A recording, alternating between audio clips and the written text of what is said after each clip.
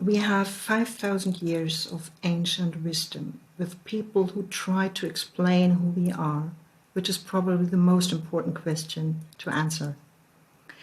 And we have around 300 years of science to give answer to the same question, who are we? And if we have false data because we made wrong narratives,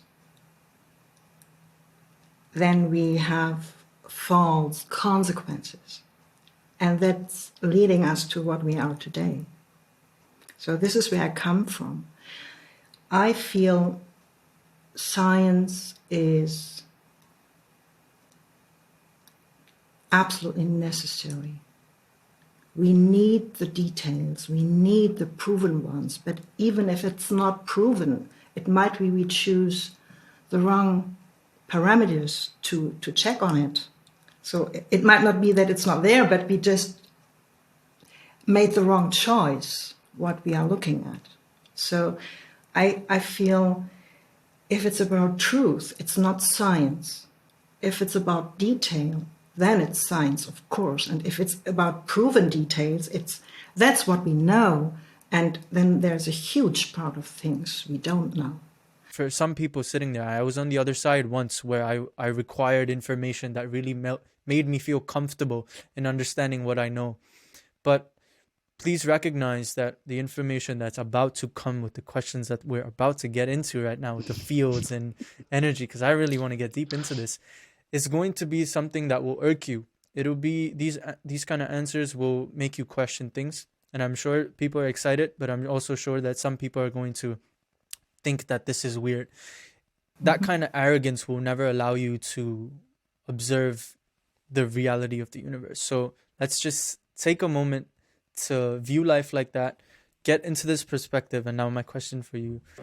The aim of this podcast is to bring attention to what modern day humans ignore. Living lives in fabricated personalities, enslaved to compulsion. The facets of the human animal have to be rediscovered. We need to wake up. I am excited to bring you the Evolution Podcast.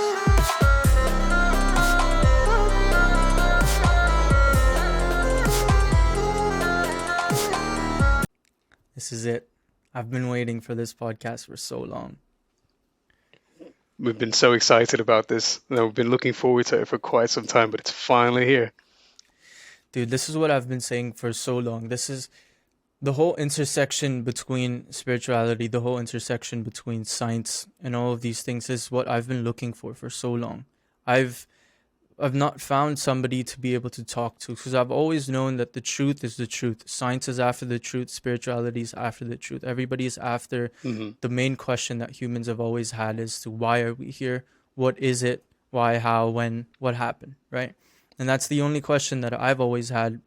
And through my experience in understanding that there's things that nobody really knows in life. There's everybody who's targeting it from all these specialized fields. We have to put all of it together. We have to understand all of those are aspects to understand the truth. And once we put them together, we might get somewhere with it. Yeah. So finally, after honestly, when I first booked the guest, I had no idea the extent of what she was saying. But then when I did some research, I was like, whoa, I don't know. It was just like the universe gave me the perfect guest, especially the first one to have on the podcast. It just fell right into place, man. And let me just read the statement on her website, right? This just accurately sums up what I want to do in life as well. This is the statement, and I quote, "Since I am able to think consciously, I live the balance between science, ancient healing practices, and spirituality. This can also mean dealing with topics like consciousness and perception. The boundaries between the two are fluid, and I see myself as someone who bridges this gap." This is what we need, man. We need somebody who can think like that. Yeah. We need people to be able to function under that mindset that we need to bridge the gap. Yeah. that there should not be no gap. Every human needs to see it in all perspectives. And, the magnificence in the way that she frames her sentence, the semantics that she chooses, it just shows you how much understanding it is. There's a lot of things that we can say about, the human is made to adapt. The human is this, that. We could say cortisol, we could say dopamine, but the way that they phrase the sentence in what context shows you the human that understands the overall picture of where it's coming from. And so today, I present to you who I think is one of the most important humans alive today, and I genuinely mean this. She recognizes the importance that the future of medication will have to do without the separation of body and soul, energy and matter. Only if we succeed to reconnect with nature and ourselves can the reorganization mechanisms of our physical bodies fully evolve. She recognizes that society has been segregated into communities that hold their beliefs and fields of expertise more important than the combination of all truths. To envision a human that operates with no bias towards all and every research. Some technologies and natural methods that have been suppressed, which played an integral part in not only human evolution, but in healing, not treating problems. What she's doing is trying to achieve a balance between scientific research and human experiential research and being able to communicate it, all three of which are separate skills, not to mention her immaculate level of perception that she carries. That skill, we already know how hard it is for someone to understand both of those things, and then to be able to communicate it as an author is a whole different thing. She uses methods of energetic medicine and herbal medicine combined with her mastery of human behavior to treat her patients, or let's say clients. With all that said, I am honored to be alive alongside you because I finally have found what I've been looking for. However, we have some questions for you that could perhaps lead into thoughtful dialogue. Please welcome Mechthild. Hello. I'm just touched by this kind of introducing me. And yes, that's my life. So maybe I should just open this up. I'm 61, and it's a lot of time to think about things and to find answers and keep on asking questions. I bet that it is a lot of time. I wouldn't have been able to tell you were 61, to be honest. But I'm glad.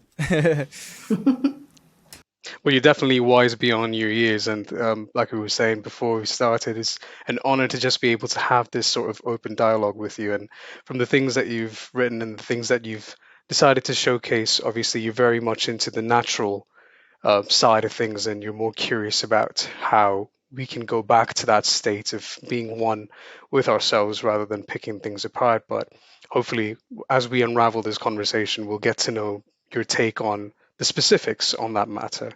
Maybe ask a few questions here and there as well. Mm-hmm. Maybe I would like to introduce an idea I'm just strictly try to follow, which is we have an equipment given by nature, and the way we use it is different. It depends on time, it depends on the cycles we are living in, and if we stop thinking about how it should be and how it was in the past, rather than embracing the moment and see, this is the cycle, this is the equipment I need now, and this based on the knowledge. It was always there right from the beginning. And this is the most fascinating part for me. So we have this wonderful brain and nervous system, and including the ANS, and this part of us is not interested into separation.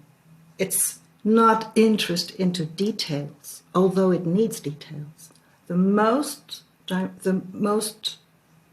important part for this kind of for this part of in our body is we need to be connected. We are wired to be connected, and if we don't follow this, if we by just separating everything, we miss the most important part.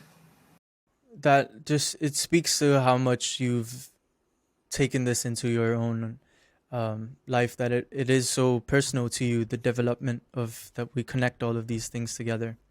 And I completely agree with you. But let's start with how what kind of methods you're getting into, because I read on your website that you have methods such as phytotherapy, mycotherapy, and I want to get into all of that. So what are the types of healings that you're getting into, and why do you choose to take that route? So you want to check this one by one, or what's the plan? Sure. Like, let's talk about why you chose to take the form of natural healing first. So it was because my mom was very ill when I was a little child of 5, and she got multiple sclerosis. And my vivid, energetic mom turned into someone who couldn't walk, who couldn't speak, who couldn't move. It was just, she had spastics everywhere. She had tetraspastics. So it was quite a challenge for a 5-year-old girl to see her mom changing like that. And that was the part where it starts. I just thought, I want to heal her. I just want to touch her and heal her. I just want to fix this. This is very children-like, but it's, it was the basic idea. And then I thought, maybe I can be, when I'm growing up, a medical person who's able to know everything and touch everything and just let the miracle happen. So that was the first plan. And the other side of me is just being an artist. So as an artist, everything is possible. As a person who starts healing, it's not very much what's possible by the idea you have. It's not true, but the idea you have, it's not much. So, and then I had the plan to be a doctor. And then, after the years, I had the experience that every medical doctor who met my mother nearly had no success. And although they have been nice and clever and brilliant, they couldn't do anything for her. And the ones that could help have been those who did natural approaches, like acupuncture, like neural therapy, like energetic work. So I thought, wow, this is interesting. And I'm very affine to plants, to herbs. I just like them. I can't explain why. It's all my life like this. I just look at them and I say, hello, you're nice. And so it's just a little, I just love them. And so when I was growing up, I read every book I could get.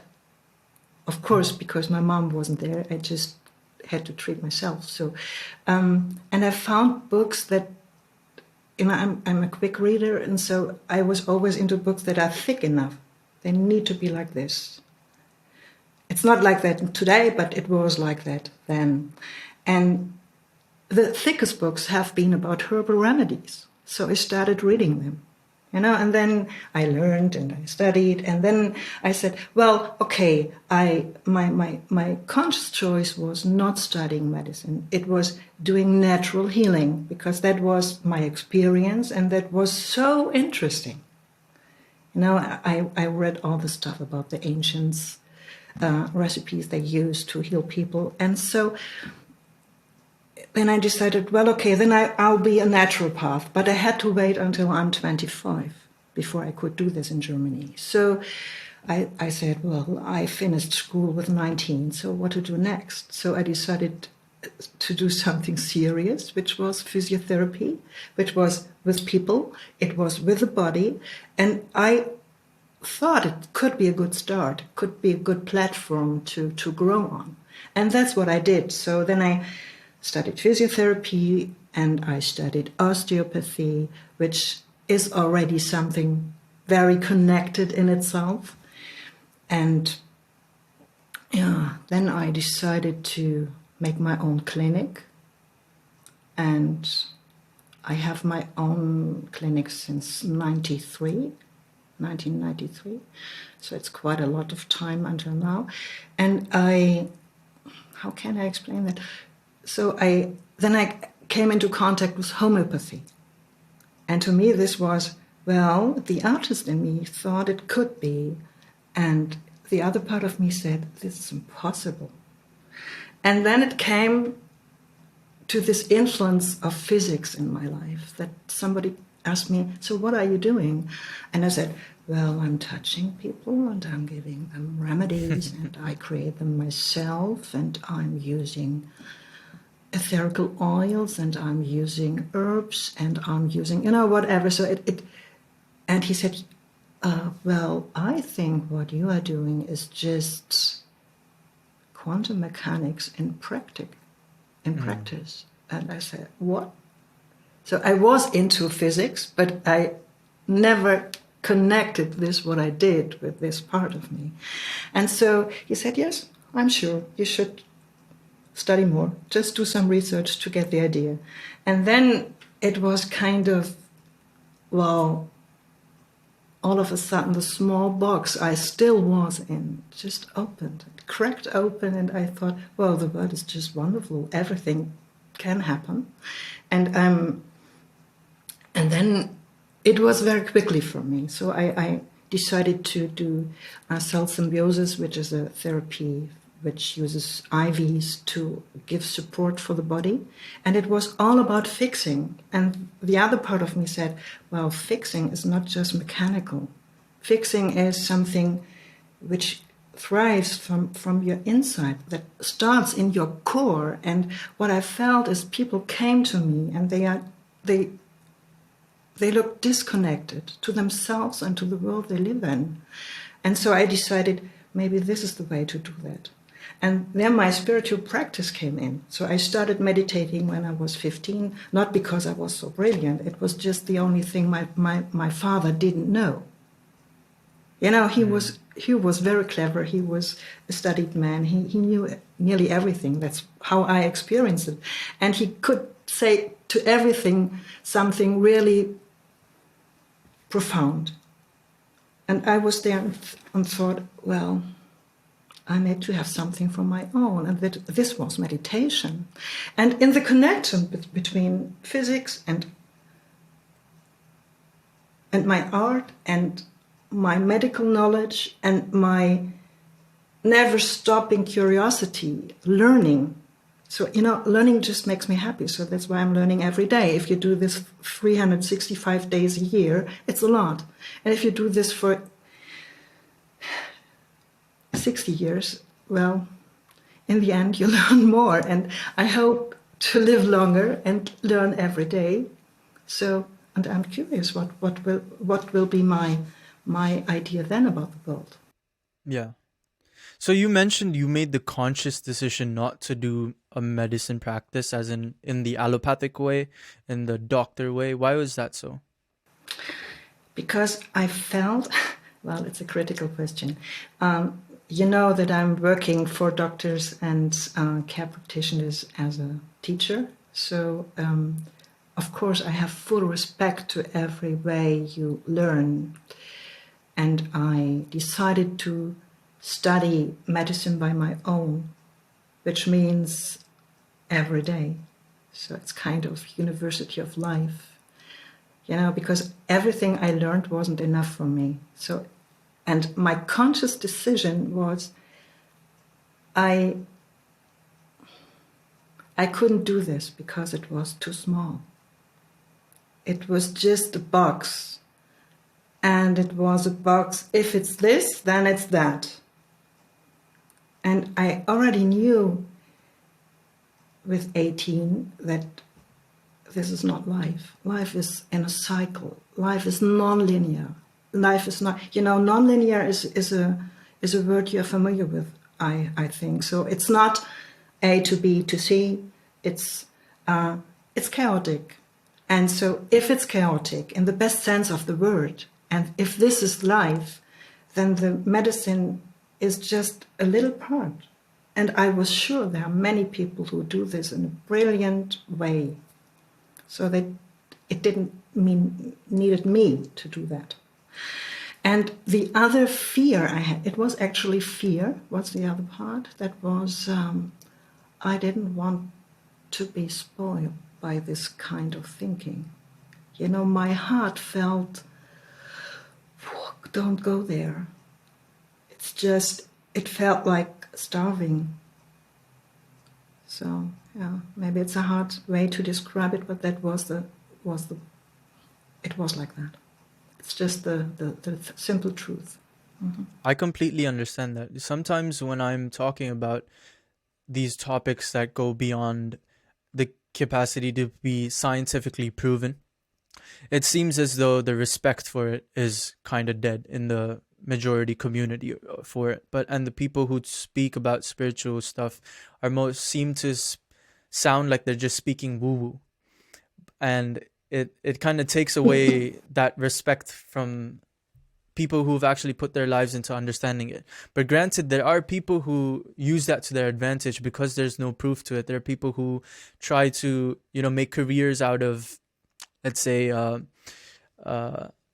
fooling people into saying that, I can see ghosts in your house, let me fix it for you. There are people who take advantage for stuff like that. And the fact that you come to it with a very practical approach, yet saying that life is magnificent and magical in its own way. We don't need to create this fake narrative that it's magical. It is already magical if you just saw it. If you were just to open your eyes and look at the spectrum of what life consists of, the cyclic nature of it in itself, you can see that everything lies within magic. You just want to intellectualize the whole world. You're trying to look at it from the tool of the brain, but you're not able to realize that there's information coming from everywhere. There's information coming from the way that you feel, things that you cannot perceive through your sensory abilities. And so that's a question that I had for you, because one of the things that you said is, I was watching that 51-minute interview that you had with My Energy Living, and you said, the eyes see the frequencies, but the eyes itself is made by this frequency. And so I just wanted to ask you what you meant by that. Okay, so let me say something first. We have 5,000 years of ancient wisdom with people who try to explain who we are, which is probably the most important question to answer. And we have around 300 years of science to give answer to the same question: who are we?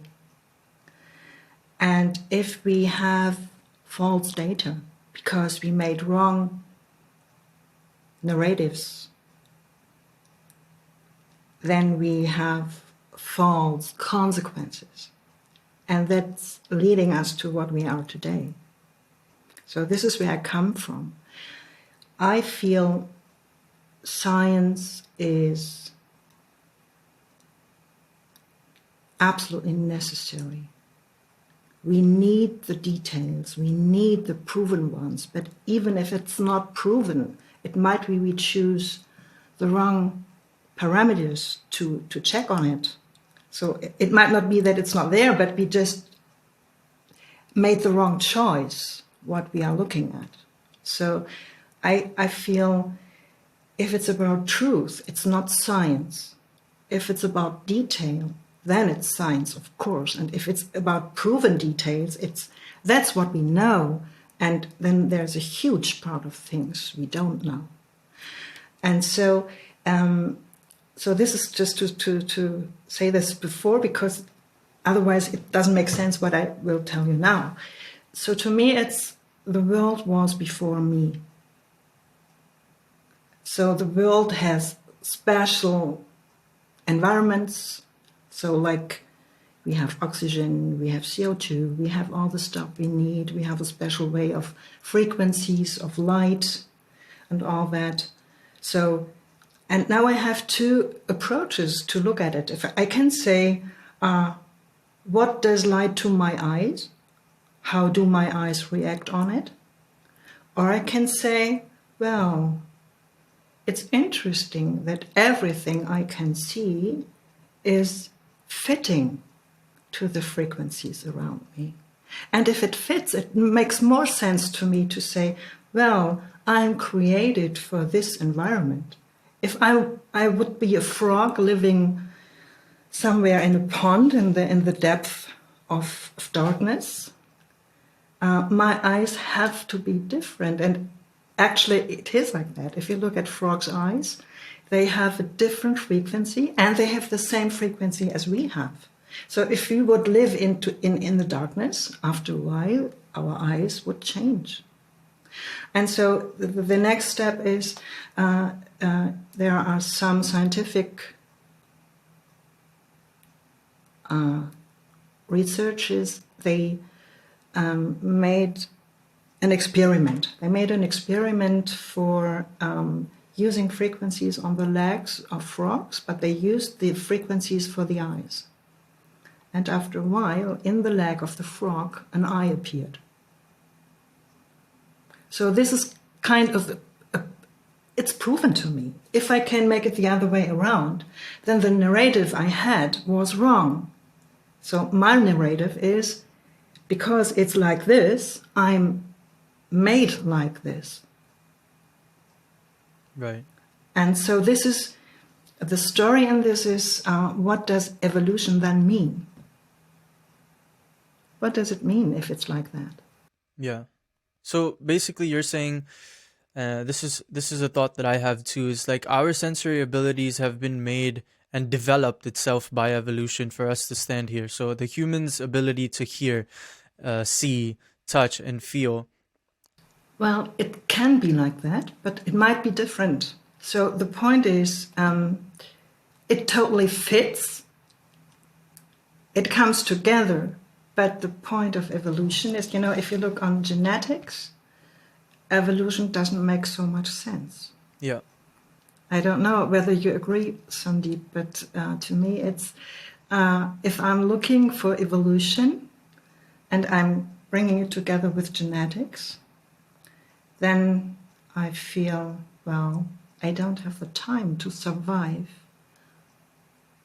if I'm just having to develop it in itself and myself, So to oversize this a little bit is, if I'm a fish in the water and the ocean is full, then I need to develop lungs. So what makes me to develop a lung before I'm leaving the water? And when do I know the ocean is full? And if I'm going to the land, and if I'm staying there, having no lungs, I will die. I don't have the time to do that. And if I'm in the water, and I'm trying to create a lung, why should I? There's no reason for this. You know what I'm talking about? It's just, I know how I put it, it's too simple, but it's still important. It's still this, what does evolution really mean? And, to me, we started right from the beginning, some 100,000 years ago, with an equipment. And we can use this equipment in different ways. And this is evolution, this is adaptation. Well, yeah, I think from that old debate or that whole question is that Darwin versus Lamarck debate that we used to have back in the day, where Lamarck posited that, to refute Darwin's points, is in if a giraffe wanted to, elongate its neck and for it to be that way, it could have just done so if it wanted to. But then Darwin debated by saying that it's just because the fodder was more higher up in the trees and the selection pressure that was exerted for survival, and that's how we slowly came to the understanding that there was a survival of the fittest, and then all the creatures that needed to adapt in the way that you describe, adapting to its environment, those are the ones that will go through. And in that process of sort of surviving, you need to face the consequences, which is most of them get eliminated in the process. But it's an important question to ask why we couldn't just do that out of will. If it's a possibility to happen at some point, why wait for the selection pressure in the first place? And I think I understand where it is your question's coming from. And the sort of reasonable understanding is that it's the same machinery, it's the same toolkit and the arsenal that we started with before and after the selection pressure. So what's stopping us from just using that arsenal from the first stage? Why wait till the end stage for things to get as grave as it does? And it's hard to answer that question without this sense of inherent chaos that we imbue into genetics and the field of genetics. It's because even trying to describe something as simple as, the family line of from how genes are passed from a parent to a child, it's always this large degree of chance happenings in the crossing over and everything of how traits, nothing is linear and nothing is predictable. There is a certain degree of understanding that we have that, there are some things that may carry forward in a certain pattern, but more likely than not, we leave it all to chance. But the way I think the change needs to happen in the way that we perceive the concept of evolution in itself, and of how we choose to describe evolution from the perspective of the individual and the perspective of the community. And I think that's where we have that shift in perspective, and then inducing a shift in mindset. And we can talk about it from another perspective that doesn't involve just the natural toolkit, and it doesn't involve just the individual. It encompasses more than that.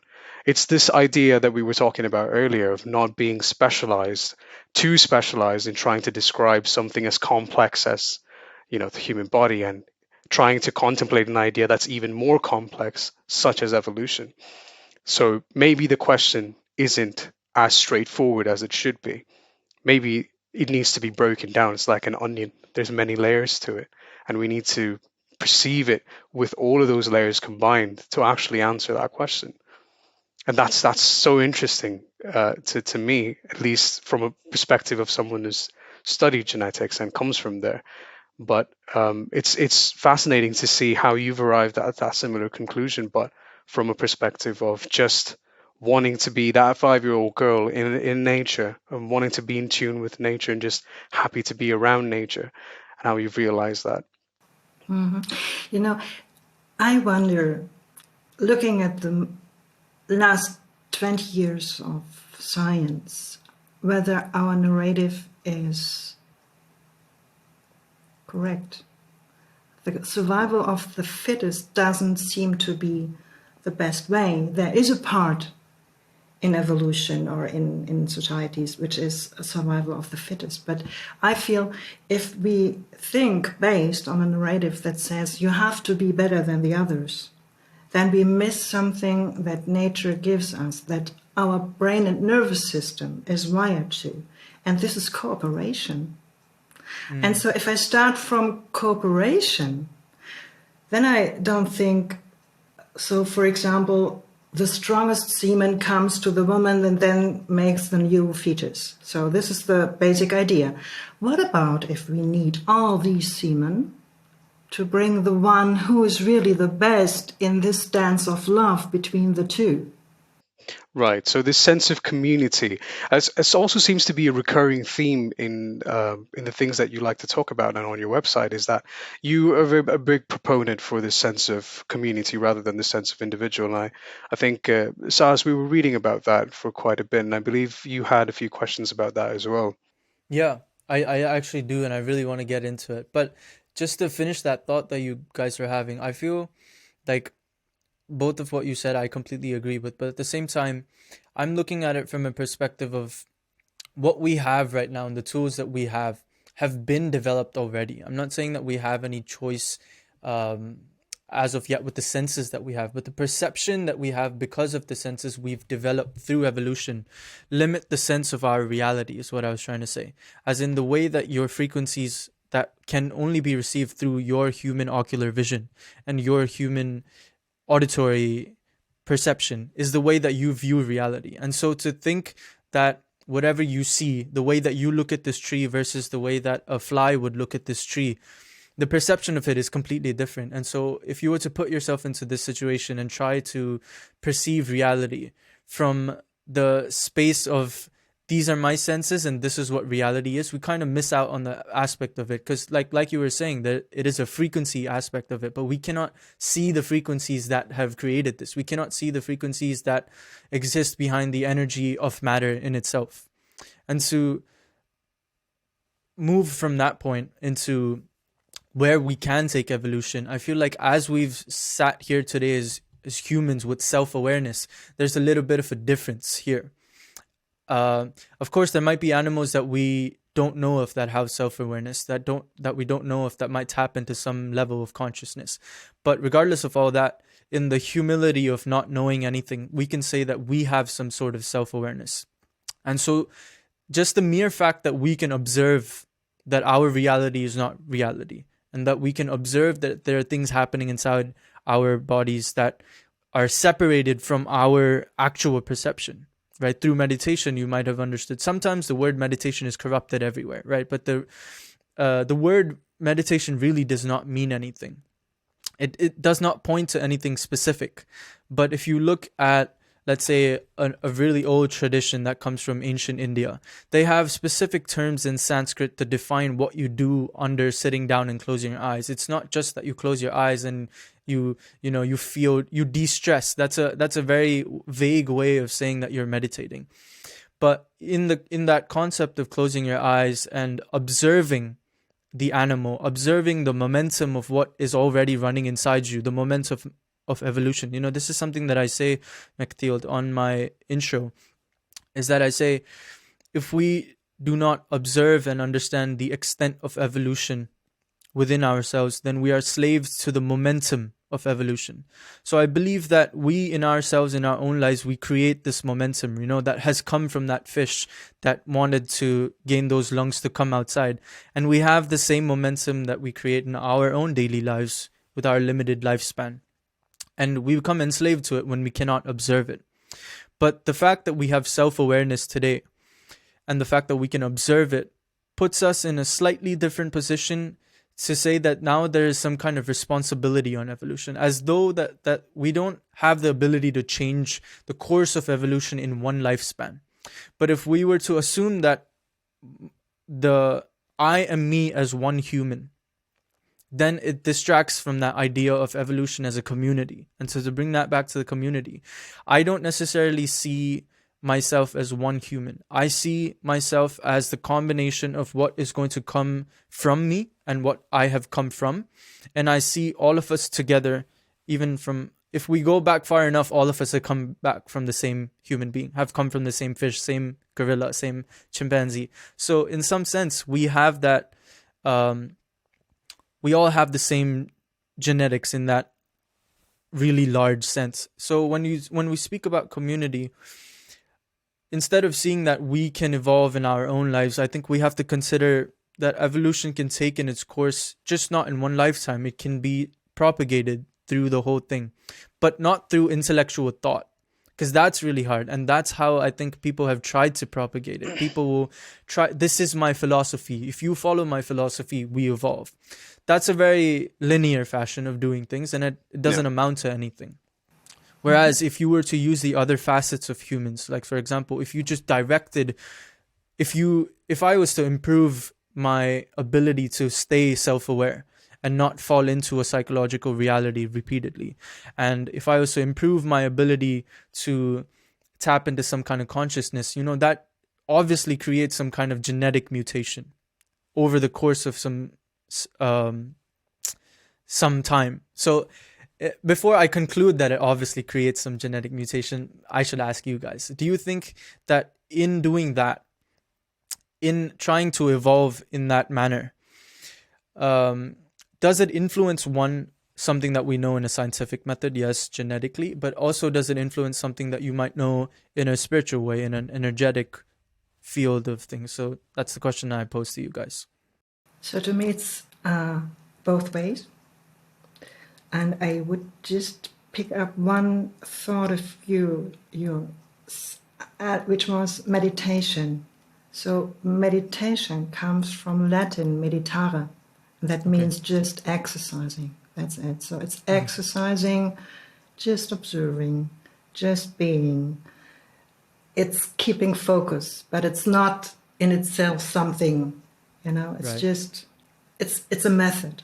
So, and now I'm coming back to this, is if I'm learning to observe, I'm not coherent with it. And so I feel, starting from the body, the best way to answer the requirements of our environment, the requirements of our thoughts, the requirements of our emotions, is the neuronal coherence between brain and nervous system. And on the same hand, you have the biochemical answer, which is instantly, so quick, it's really amazing. Yep. And beside that, you have the epigenetic part of the genome, and there you react at once. So it's all these layers of different possibilities. That's how I look at it.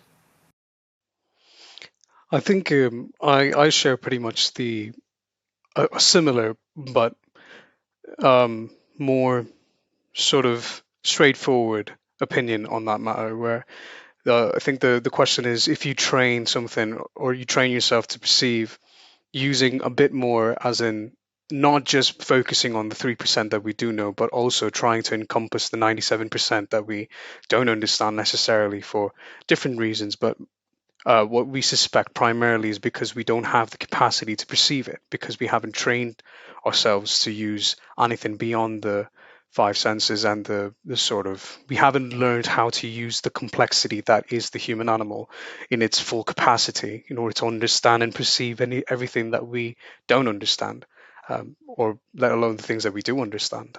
It is this very sort of complex interplay of all of these things, where you have the genetic component that we've already talked about is still so chaotic, and it's mostly just a probability.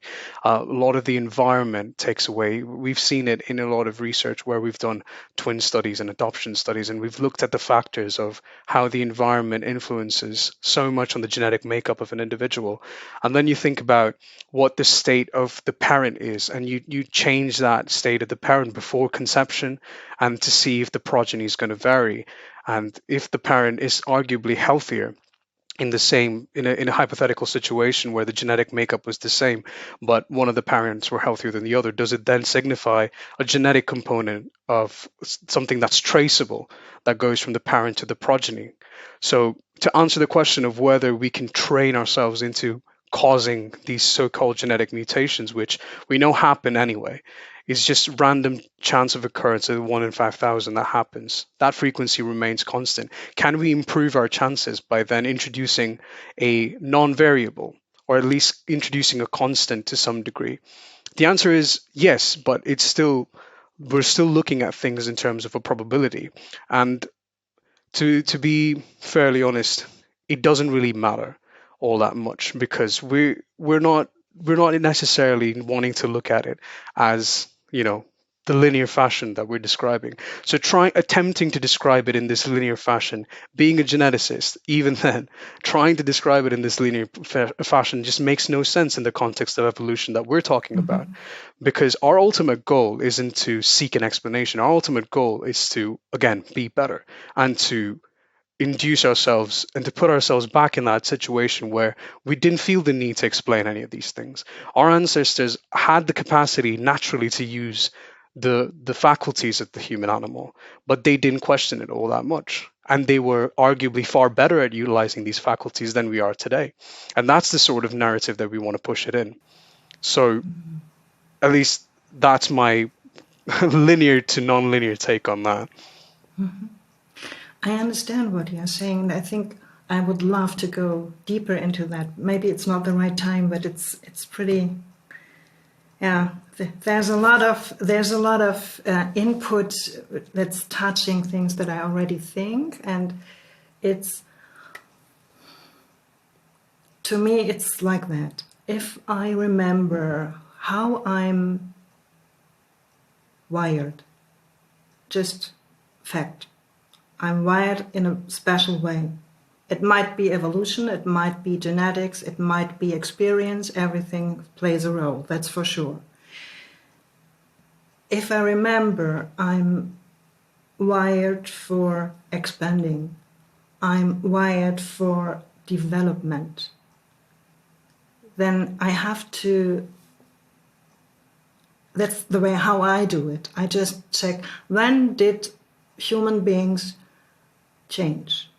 When did mankind has different options? And it was always crisis. It was kind of narrow situation. It's always kind of losing something. So like something happened, and then you have to make a choice. And the choice is just to wait for the past, to close, although you should already know the past will never come back, because this is by definition past. It never comes back. And on the other hand, you have the option to embrace the situation, being open, and develop new abilities that are already there in you. But it's the question of, do you trust that your natural equipment is good enough to adapt on everything? And my heartfelt answer is yes, of course. What other option do you have? You only have one equipment, so it... Well, okay, one equipment with various possibilities. I should say thousands of possibilities. If I'm looking at my long life, I would say I lived in this life at least 4 or 5 different ways of living. And I enjoyed them all. And I don't dare to say which was best. Everyone was best in that situation. So the possibility, the difference is, if you... Climate change, just an example. We see climate change. So yes, the world is in a cycle that the world has in a huge span, always again and again. It's warmer, it's colder, it's just, it's this kind of cycle. So we are at the end of a cycle or between 2 cycles, so things happen. And what can we do? Can we fight? No. We have this climate fighters, we will lose this war against the climate. For sure. The world is stronger than we are. I agree. And the world doesn't need us. Yep. That's the point. Yep. She can live without us. So, but not the other way around. So the point is, if we say, okay, this is a cycle, and my lifespan, the rest of my life, and probably the life of my children, will have the same conditions. And what we exactly know now, what doesn't work.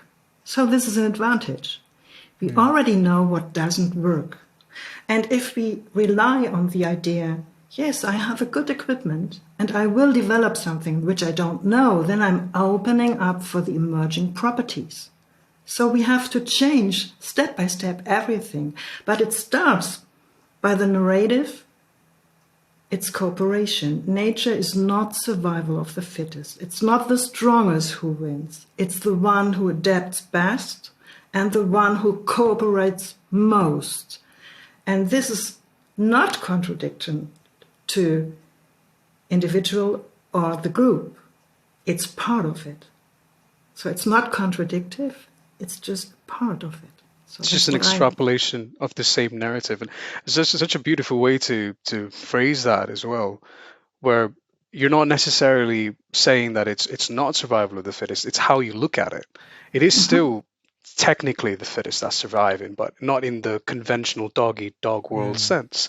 Yeah, it's it's more not the about alpha mentality. No, it's more of, it's beautiful because that's the same narrative that Sas and I, well, to a larger degree, I think Sas is trying to get across, which is that it's more about the person who's most in tune with their human animal and with the person that they are, that gets to, enjoy more of the advantages that the complex faculty of the human animal offers. And at the same time, I recognize that there's a larger reality that's in play within your lifespan. So there's one section, there's evolution, where we can evolve, and the person who is the most adaptable. And I completely agree with that. And I would, in this context, I would say the adaptability is the fitness that we're talking about in survival. But at the same time, the narrative. So this is a question I had, not to cut you off, Sandeep, but just to clarify, I also at the same time recognize that as a human being, you have one chance to experience what nature is, and it's functioning from within you.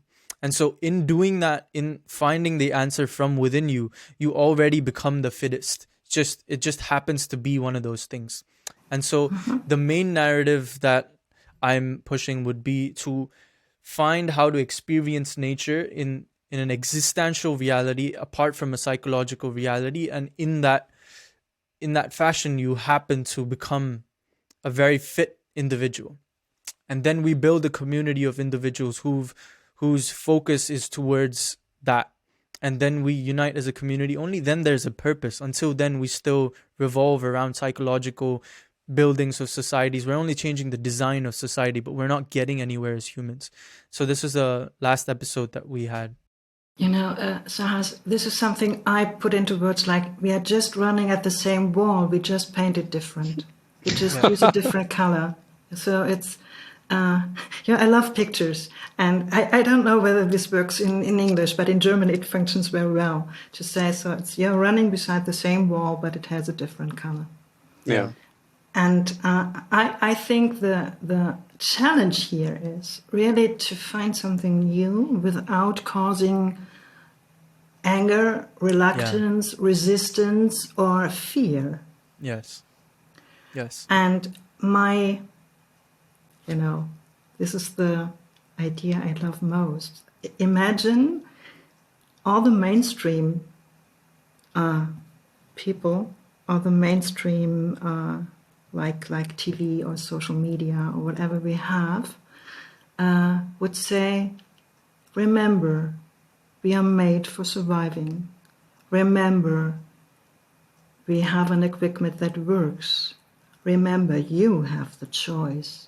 And we still have a lot of work to do to survive this situation. So that would be totally different. And I would love to use it like that.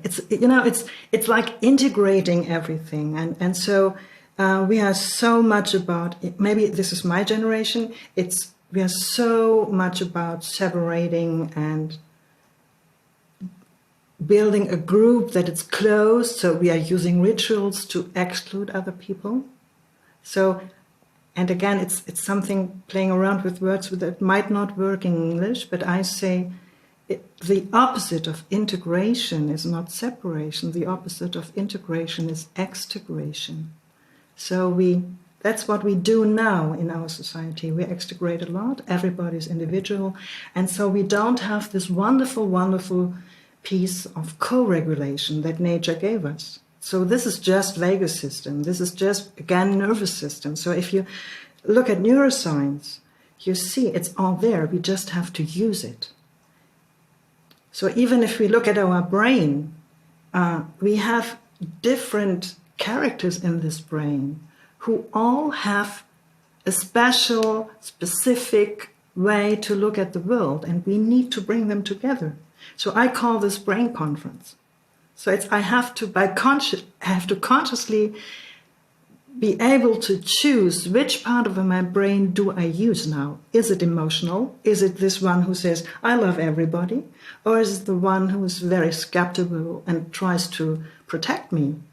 Is it the one who thinks linear and says, well, it's all a lot of words, but okay, breathe in and breathe out might be correct. So it's just a different quality. So if we have these kind of characters in us and know about them, then we have the possibility to change and to create an evolution which is interesting in every direction. I just want to ask you a question on the same lines of it. Something that I think about is one facet as a human being is our psychology, right? We can create characters like you are Mechthild, I am Sahas, he is Sandeep. But these characters are some things that we can create. And so some of the narratives that are posed, let's say on TV, or even just the narratives that we spoke about, I take some kind of issue with this, because even if it's a good narrative, even if it's a very positive narrative, somehow it doesn't sit well with me that people are functioning from a character. I like to view the world as in, to understand that there's a capability of the human animal to create a character. But at the same time, you must be able to view reality without being in a character, which means the character is not only psychological, but the character is also influencing your biochemical state. It's also influencing a lot of things that happen, like the memory of your neural patterns. And all these things will start to reinforce your character every day. Like, so let's say, for example, as, and this is a question that I posed to you, I'm open to your thoughts as well, of, as a character, if let's say one of my character traits is to be an angry person, I tend to develop some kind of biochemical memory to do with this, right? And this biochemical memory will make me more and more prone to being angry again, because that's my brain's way of just functioning. And so that memory, okay. Just go on. I'm just, I can't stop reacting. So just I love make it. your picture. Okay. So yeah, so when the human being starts to experience these emotions and experience the character that they're building for themselves, I believe strongly, but at the same time I'm very open to the idea that humans create memory from this. Your animal remembers. The animal that I'm talking about is the gorilla that you sit here, the Homo sapien, remembers how you feel. And so in that sense, there's some kind of momentum to it. And so if you break that momentum somehow, yes, you can start to create new momentum, but the right word that I'm using is inertia. And so you carry inertia of being the person that you have always been. Can you explain inertia to me? What does it mean for you? Inertia, in the context of what I'm saying, is just like there's inertia of motion and inertia of rest. There is also inertia of everything in life. Everything in life has momentum already, and it's going to move in that direction anyway. So if we are functioning as beings, let's say just the way that I'm moving my hands, just the way that I'm walking, even the way when I turn out to be 50, 60 years old, when I walk, I'll probably resemble my parents and the way that they walk, just because of my genetic momentum and inertia and some kind of characteral inertia. So I think this inertia becomes a problem, and it becomes like a lens that we have on the world if we do not see it. If we recognize it, however, we can use it as a tool, because that is the human's ability. Because it's evolved it's obviously some type of strength that we have to use it in nature. We required this for survival in some time or fashion. Now that we have it, the problem that I see in society is that people get stuck into this inertia so much that they're not able to view themselves and view their psychology. And that creates this fake reality, in that people assume that is their life. They assume that, oh, I'm an angry person. Oh, I'm a happy person. And even in the positive ways, oh, I'm a good person. Oh, I'm a great person. That pompous nature, all of it has momentum. And I think even when we put a narrative that is positive on evolution, even when we put a narrative that is move in a positive way, what it does to some people like me in the past, it would have been like, yeah, but you're just saying that. You're just saying that, like, where's the truth behind that? What I want to see neutrality. I want to see the reality of things. If you can show me the reality of things, then I trust you. If you're the type of person to make up narratives to become positive, then I don't trust you. So the way that I'm trying to portray that is, I'm going to try as much to show you a neutral perspective. And then from there, if we are able to use our psychology, how can we most efficiently use it in the way that your biological system functions well? As in, do you now recognize how your dopamine systems work? Do you now recognize how your neurological systems work? Does that require a positive psychology? Okay, now we will use the positive psychology to make the change.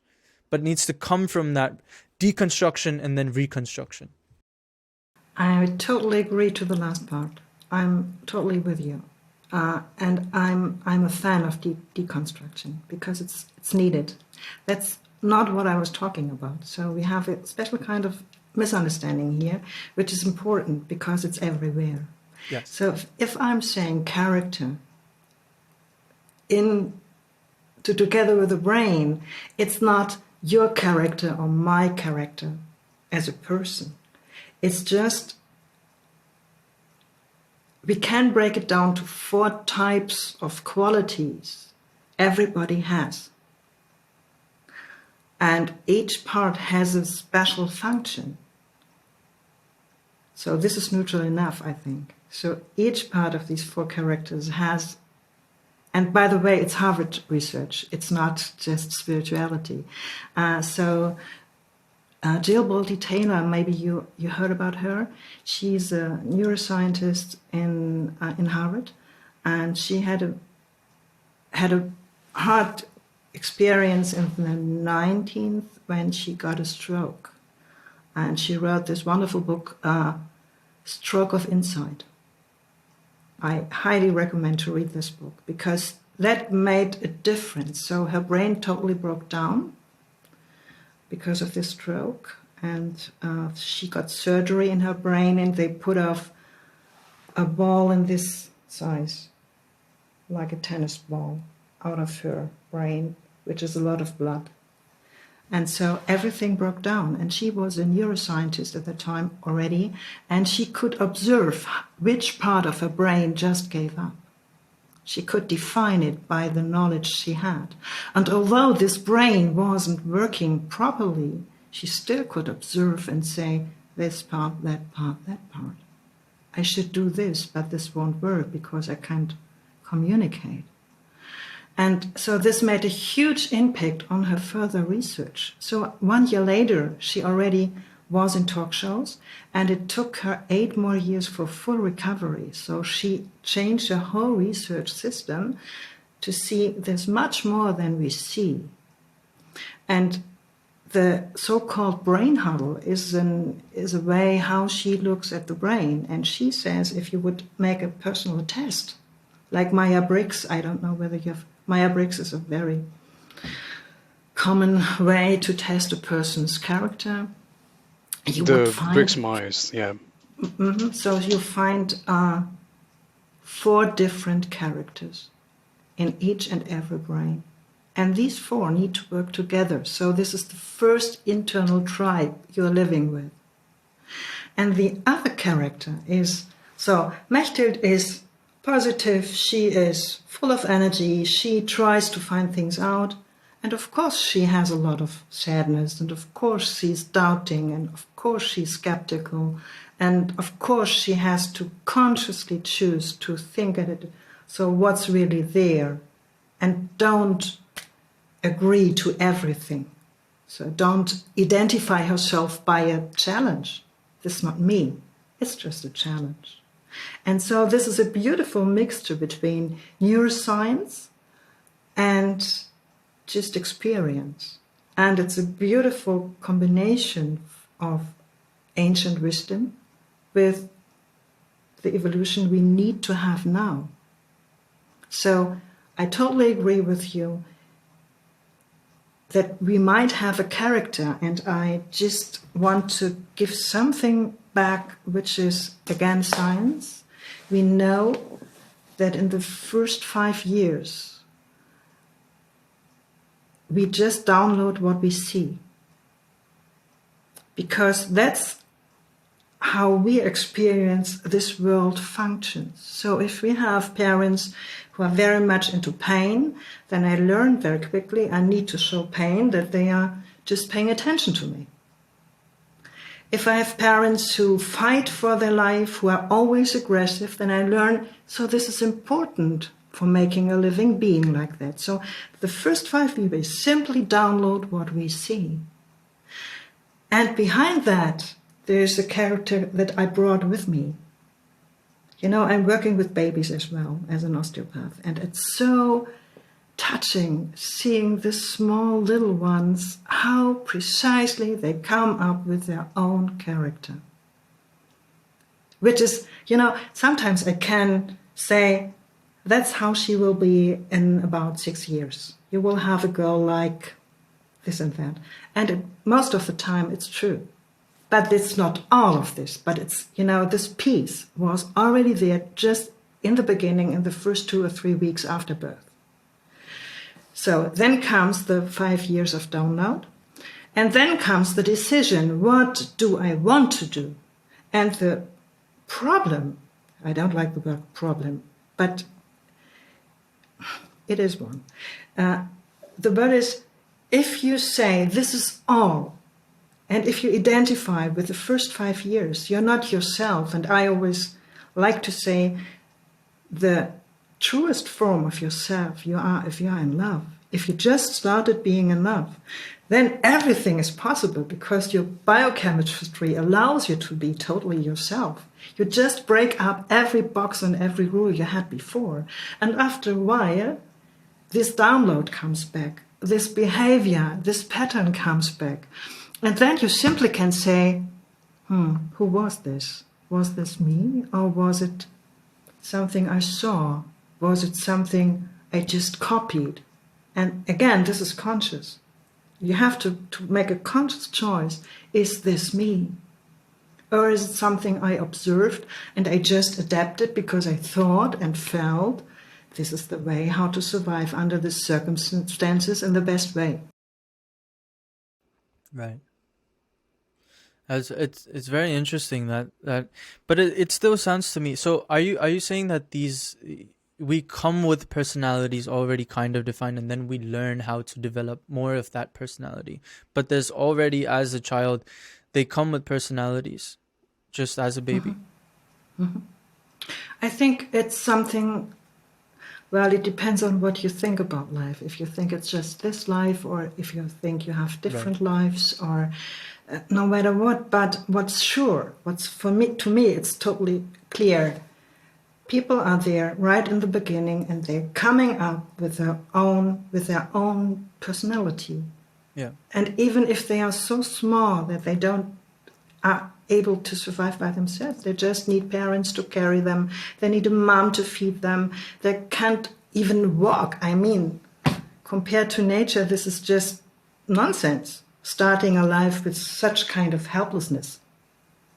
But even then, they have a character. And if you're observing the sisters and brothers of them, they are different. They have the same parents. They have the same 5 years of download in a certain time, but they are different. So you can always identify, yes, this is typical in this family, but you can see the differences, and the difference happens by choice. I see. What if I pose the question that the difference can happen by choice, but the choice can also be sort of manipulated by the way that your biochemical inertia is already there? It already exists. Like, say, if you are more prone to one decision or not, if it's defined already, predefined by the way that your genetic makeup, not your genetic makeup, but some kind of makeup. I don't know exactly what it is. Well, I put it, it's a circuit, but it's, how can I say that? To me, it's different. To me, it's the way I think instantly changes my whole chemistry. So, and of course, if I have a problem in my chemistry, it's hard for me to create another thinking. So I have to work on both. And to me, the chemistry I'm dealing with is always the result of how I make the interpretation of my living or my experiences. And this is really down to the genetical code. So you might be familiar with the molecular biologist Elizabeth Blackburn. She was you know her, and she was the one who had the telomerase detection. So she found the enzyme that protects the genetical part, the chromosomes. And she made a different research she made a study together with a psychologist, and they found out that if you look at a chromosome, you have this part on top, which is called like a lace top, a lace cap. You understand what I mean? Mm-hmm. So these part of the telomere is able to be shorter, and it can grow just by the way you look at the world. And it was pretty amazing to me to find this. I think it was 2006 or so. It's quite a while. And she had a group of women. All of them had disturbed children, and to all of them it was a lot, just to put it carefully into words. So, and the question was, is the short telomere just an expression of age, or is it something that belongs even to young people by interpretation of the world? And she found it was the latter. She found not only it was the latter, she found we can change that. What we don't know is what it means. But we see there's a direct reaction between how we make interpretation and how our body chemistry reacts, how our genetic reacts, how our physiognomy reacts. So you might have seen very old people that look pretty young. You have the feeling after 20 years they look the same. And the secret key is happiness. They are just fine with what they are. So there's so many different aspects of the same story that, again, it's not so simple to say it's this or that. And, just to finish the study experience was even one part of the group had the interpretation, it's a challenge and I take it. And the other group, and that was the one with the bad telomeres, was, oh, I'm just overwhelmed. It's too much for me. And the situation was nearly the same. Less sleep, always interrupted sleep, all that what happens if you have to deal with something like that. So the circumstances have been nearly the same, but the results have been totally different by choice. And now we can discuss, is this an unconscious choice or was it conscious? And to tell the truth, I don't know the group, so I don't know the answer. But I feel both is possible. Sandeep, do you have anything to say that? I'm still trying to wrap my head around this study, which is so fascinating. Although I know the person that you're talking about, and I understand I was following until the part where you said there was a psychological sort of manifestation that manifested in this very apparent and very arguably one of the most significant genetic contributions that we have in the form of telomeres. Because the longest that we've understood is that there's a direct correlation between the cap length shortening and aging because of the mitotic divisions that we have, and that was the most straightforward sort of answer that we had. But the fact that we could take a study group of individuals, and especially women with these maternal instincts, which are obviously very potent, and you're giving them where the quote unquote problem is within the children, which there's such a direct connection and bond where all of the variables in this experiment are so heightened and so potent, and the response that they've gotten is also equally as potent, I would imagine, where the changes in length. I question whether that had anything to do with the way that the experiment was swayed, or the choice and the psychological sort of, because everything in the variables was so potent. Maybe that's why the answers that were revealed might have been viewed through a tinted lens, but in a more general understanding of that, where we would see some sort of psychological manifestation in such a significant format without this sort of biochemical inertia that we kept talking about. So I just want to sort of try to bring it back and tie it back to this biochemical inertia. If the person's character, say the way that you were describing and the way that you've worked with children and infants in the first 5 years of their downloading phase, you say that in the beginning it's even obvious to you with your experience to identify the kind of character that they come in with. So let's say that's the sort of pre-character that they have. Mm-hmm. And then there's the download phase wherein they see what the most obviously the people that surround themselves by the most influential people and their parents, they develop what they think is a sense of importance. They see that their parents are giving more importance to certain types of emotions, and they start to grasp that, and they start to point fingers towards those emotions being the one that's giving them the most attention, because that's the way that we function in society. We want to be important. So they learn that in 5 years. And then at the age of 5, roundabout, they have then the conscious choice to make that decision.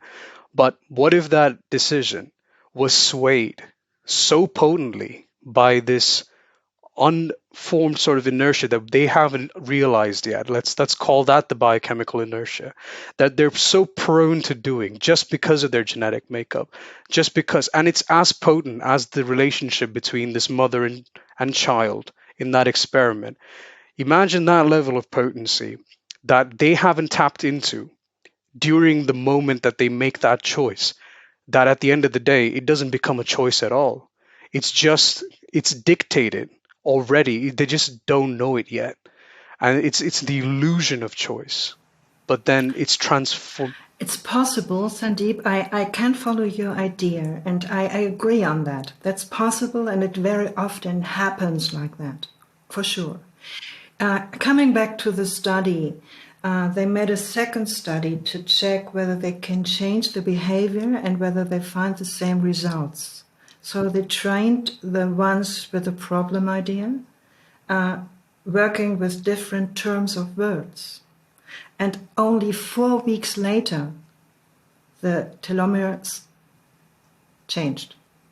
So it was a short period of time. And that was the one which was really cracking me out, because I thought, no, this is not possible. And again, this is my own limitation. And then to think, well, okay, if you think it's not possible, then it might be possible. It's possible that the impossible is possible. So it's just this gambling around with, why do you think it's impossible? What makes you think it doesn't work? And what I feel here, or what I sense here, is just the wish to find out, is it manipulation? Is it free choice? Yeah. Is it just a result of biochemistry? And my reality would say everything a bit. And I feel I love the idea of having a free will, but I'm old enough to know that, of course, I'm a product of my environment. Yeah. And it's hard work not to agree on that. So, of course, we are all manipulated, and we manipulate others. So that's the way life works. But I can decide I don't allow this manipulation. I can detect it. I can just train my senses to detect, no, this manipulation doesn't fit to my design. Right. So I personally think everybody has an own design. And then we have the manipulated one, the educated one, all that. So the German word for education includes a part that's called traction. So if you tracked somebody into something, this is manipulation for me. And so this is not what I meant when I said I have the dream to give the positive information. To me, it's just simply information that makes a different narrative possible. What I experience, maybe it's just my point of view, but I experience many, many people in Germany who are just in fear. They are just closed. They are just unorganized because they are so afraid. And so they wait the good old times coming back. And of course, it doesn't happen. So this is, it's just, I don't have a word for this. It's just a moving dance of cycles and momentums and situations. So it's, I love that idea. Just the way you explain it shows how much. Yeah, I was just about to say, can I just take a minute to appreciate the way that you phrase these things? Is so wonderful. I think one of the earlier things you said as well, where it was just when you were describing the community of, it's not just the most strongest like sperm, the semen that inseminates the egg. It's more of a communal effort. Now, everything's pushing together, and how you keep describing it as your reality would accept it to be this a little contribution of a little bit of everything, and you say everything's sort of like a dance, and the way that you sort of incorporate art into this, into everything that you talk about, it really shows that you're coming from a position of being very, very passionate about what you're saying, and it's not just about, you know, just the curiosity bit of things. It's more of you wanting to know these things and wanting to incorporate them into your life, and it's fascinating. I'm loving every bit of this conversation because of the way that you're putting it Thank you. across.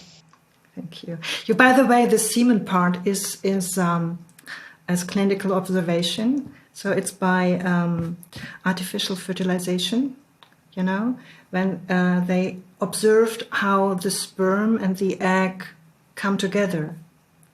And they observed that they have a dance sometimes for hours before the egg opens to let the right sperm come in. Oh, wow. And they have videos about this. This is Jan van der Waal. He's a magical osteopath. I just love him. It's so impressive what he does. And so it's not an idea. It's just, that's why I love both. It's, when I was small, I had just an idea. I had an image. I have a lot of fantasy. And then seeing, wow, it's proven. Wow, maybe 20, 30 years later, but somebody came and says, look, this is how it is. So, wow. And this, we can afford to explain things and they don't lose their magic. Of course not. Exactly. That's the best part. Yeah. So, in that study, did like the best sperm get chosen by the egg itself, or as in that pool? I'm a little bit confused in this study. Like when you say it all comes together in the community. Initially, what I thought, and it was kind of a funny thought, which I didn't want to ask, but I thought you were saying there was like multiple people in multiple people's sperm, but I'm still kind of confused in that. Like, are you saying that in the pool of the semen, there's obviously a million trillion sperms? In that, the best one gets selected? The best fitting one is selected by the egg. So they choose each other. They find each other. I think there's a lot of biochemistry. And the other part is, I think it's a field. It's a frequency that fits best. So in my vision for the world, or in the way I'm looking at the world, there's a lot of physics in it. And so I feel the fields, the electromagnetic fields, is the communication part between nature and us. So if you look at the genetic code, now I have to go back into what we talked about a little earlier. And you said this beautiful sentence, we have basically a very similar genetic code. So I think a banana has 97% of my genetic code. So it's, am I a banana? No, I'm not. But I have to do something with a banana. And so I like the idea that technically the DNA is an ideal antenna. So, and if this antenna is there, it makes sense. It must have sense because nature is always economical. Yes. She doesn't do something that doesn't make sense. She's hard, yes. And she's selective, yes. But it's not that she's just... It's not random. Yeah, it's not random. Perfect. Thank you for the word. So, if we have this ideal antenna in us, and if everything in the world has it too, and if we have these special environmental fields around us, it makes perfect sense that we have to calibrate all the time between each other and nature and the universe, just to put it as big as I can think. Absolutely. I in fact say a very similar thing with the energy. I think that what has come, like Sandeep also referred this, for the rest of this podcast, for the viewers who are watching, I request you to view the universe not with the 3% of matter that exists and not define it by that, but also look at that 97% of space in the universe and see that that could also be a very defining. In fact, it makes a little more sense to define it like that. Yeah. And so when you open your mind up a little bit to these things, you know, for some people sitting there, I was on the other side once where I required information that really made me feel comfortable in understanding what I know. But please recognize that the information that's about to come with the questions that we're about to get into right now with the fields and energy, because I really want to get deep into this, is going to be something that will irk you. It'll be these kind of answers will make you question things. And I'm sure people are excited, but I'm also sure that some people are going to think that this is weird. That kind of arrogance will never allow you to observe the reality of the universe. So let's just take a moment to view life like that, get into this perspective. And now my question for you, when you say energy comes before matter, do you view the whole, as in not in an ocular sense, but in your perception, do you think the universe exists as energy and that matter is somehow just the manifestation within this blanket of energy that exists? And then within this matter, there is something that has sprouted into life. I want to get into that topic. Wow, this is a huge question. What do I think? Yes, a huge part of mind thinks matter is just an epiphenomenon of energy. So to me, it all starts with energy. But on the other hand, you know, as I told before, it's about communication. So, and we are made for communicating on different levels. And so on the other hand, if you're looking at two fields, for example, two fields can't influence, can't manipulate, they can just Interact. No, it's not even interaction. It's an addition. Mm-hmm. So they enhance themselves. So it's getting more. So to make a difference, they need matter.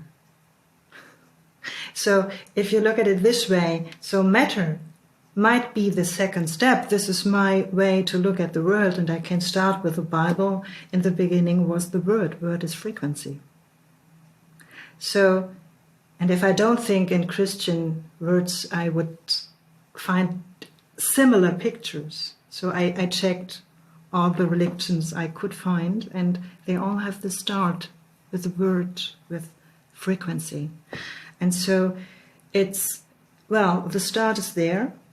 And I don't think that life happened as an accident or just random or just, I think there was purpose with it. I can't explain that, but I feel there is a purpose behind.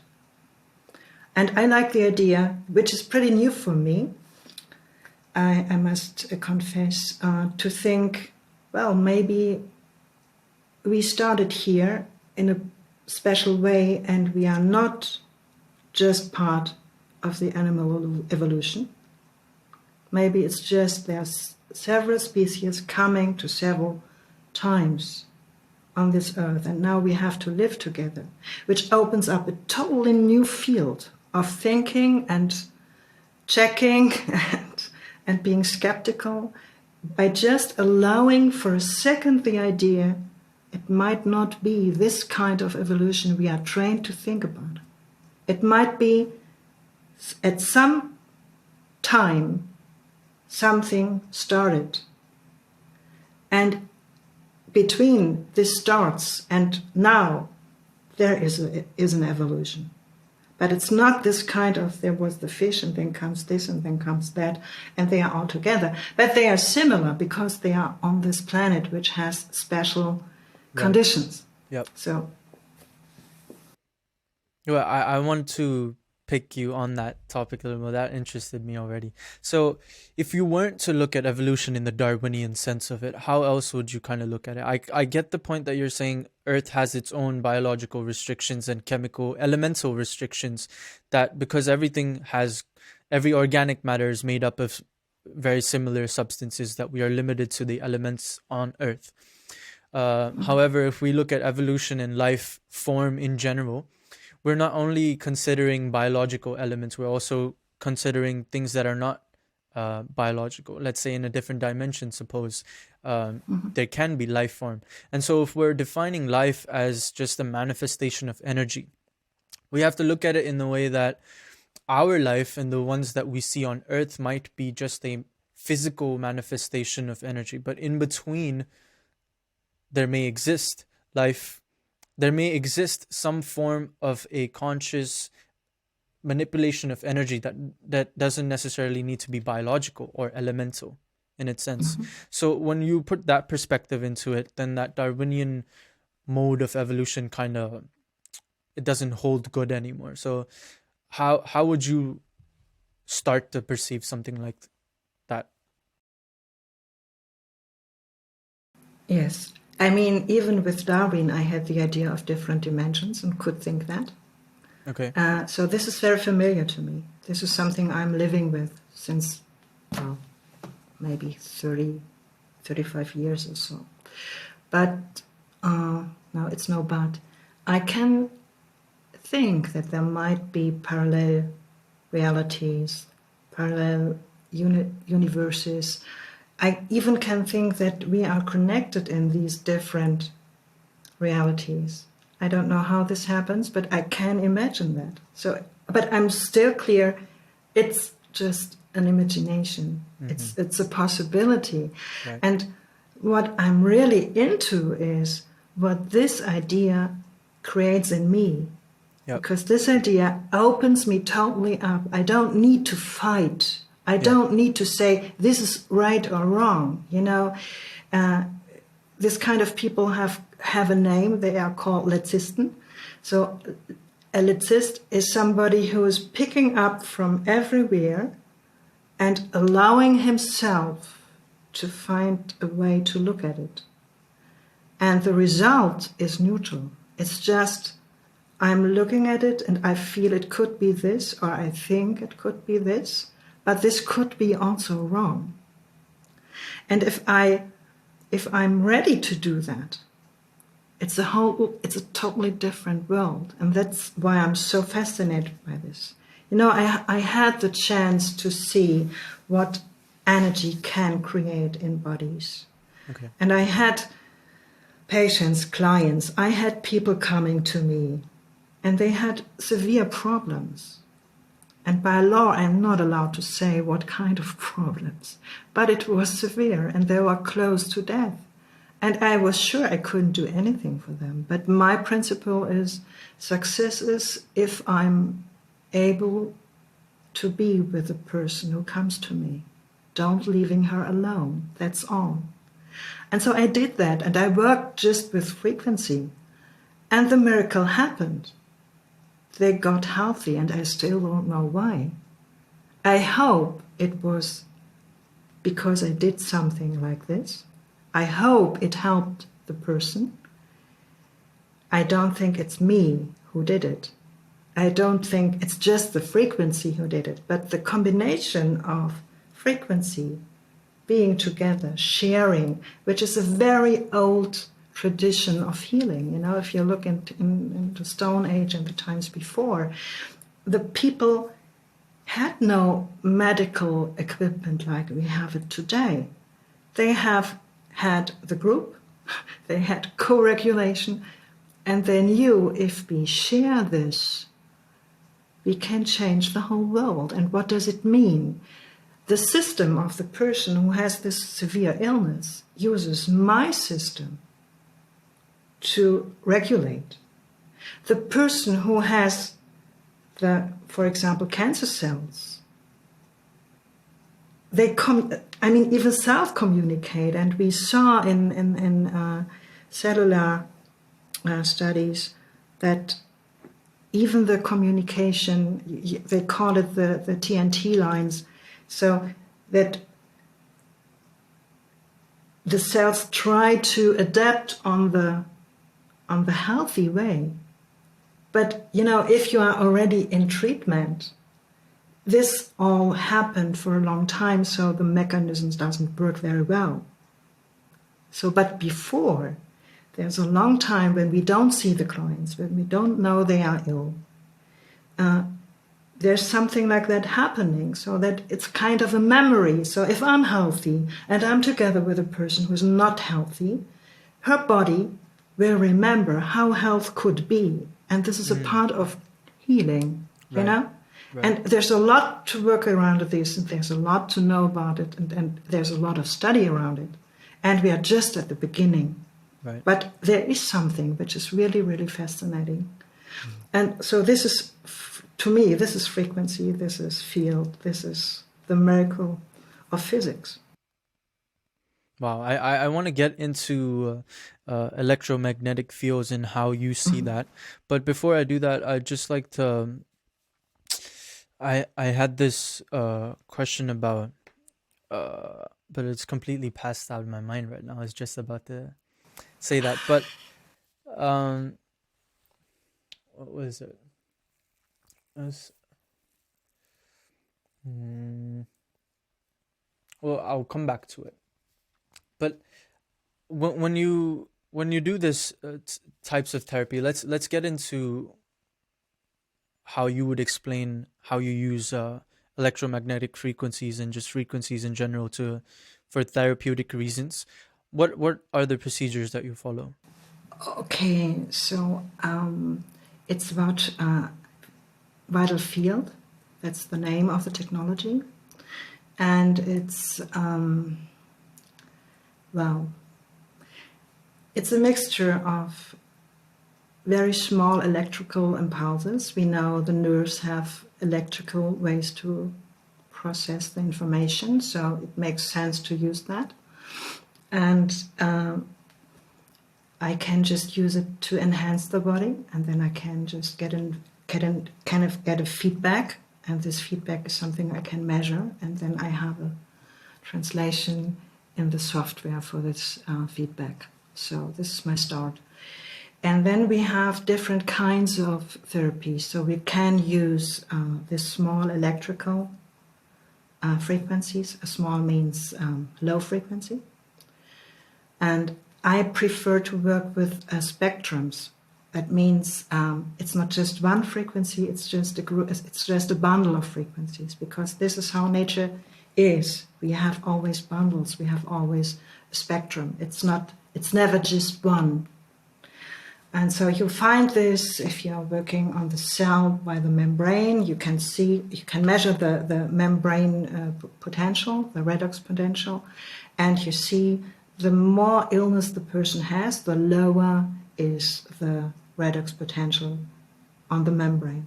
You can exactly say, in this way there are edemas, in this way you have autoimmune problems, in this range you have inflammation. It's all there. So it's really quick, can we define for the audience what the redox potential is? So it's an artificial word coming from reduction and oxidation. And so oxidation is, I explain this to my clients always, this is the rust of life. So if you are alive, you have to rust, and then you have to do something to fix it again. So this is always happening in our bodies. And so the potential for the human body is, the more complex a body is, the more reduction it needs. So that's the basic rule. So that's why we use antioxidants, for example. That's why we use trace minerals. Just very chemical, very easy. This is part of this redox potential. And so we need the fats, the unsaturated fats, to keep the membrane working very well and holding the redox potential. And so if you look for food, for example, so if it's gene manipulated, it has a different quality for the body, and you can find this on the membrane. I don't say it's not possible to survive with this, but I say it makes a difference. And so if you only eat prepared meals and nothing is fresh and tons of sugar, so it's a lot of oxidation, meaning the redox potential goes down. You have a lower potential. So this is very simple, and you can find it nearly everywhere. Do you think this is explanation enough? Yes, and what does that do to the frequency when your redox potential is low? So when the redox potential is low, the frequency goes down. So if you arise the frequency, if you arise the frequency of by just giving information, it's interesting that people start making different choices for their food. Okay. So this is, it's connected. So if you work on the body, you'll find different choices in the mind after a while. Or, for example, if you say parasites are bad for the body, yes, they are. I agree on that. But on the other hand, if you have an autoimmune disease, this is, by the way, research by Joel Weinstock, we know that we need the toxins of the parasites to have a reset in the body between the Th1 and Th2 cells. So this is very, very technical. But so nothing is just bad. Everything has two sides, at least, minimum two sides. So, and it's all about changing the potential. One potential is the redox potential. So let me explain it this way. If you go to Lourdes, are you familiar with Lourdes? It's a town in France, and the people believe that it's a holy origin there. So it's a holy water. And the water is that since more than 20 or 25 years totally dirty. And it makes most sense to say, close it. Don't let anybody go into it. So, like the Ganges in Calcutta. So, if you're looking at the people, they come out of the water in a better status than they go into it, and that it's not possible because it's full of microorganisms you don't need. And so they try to find out what's the difference between this water and other water, and they could measure the frequency of the water. And it's called Bovis. You might have heard this. Bovis means the order of the water.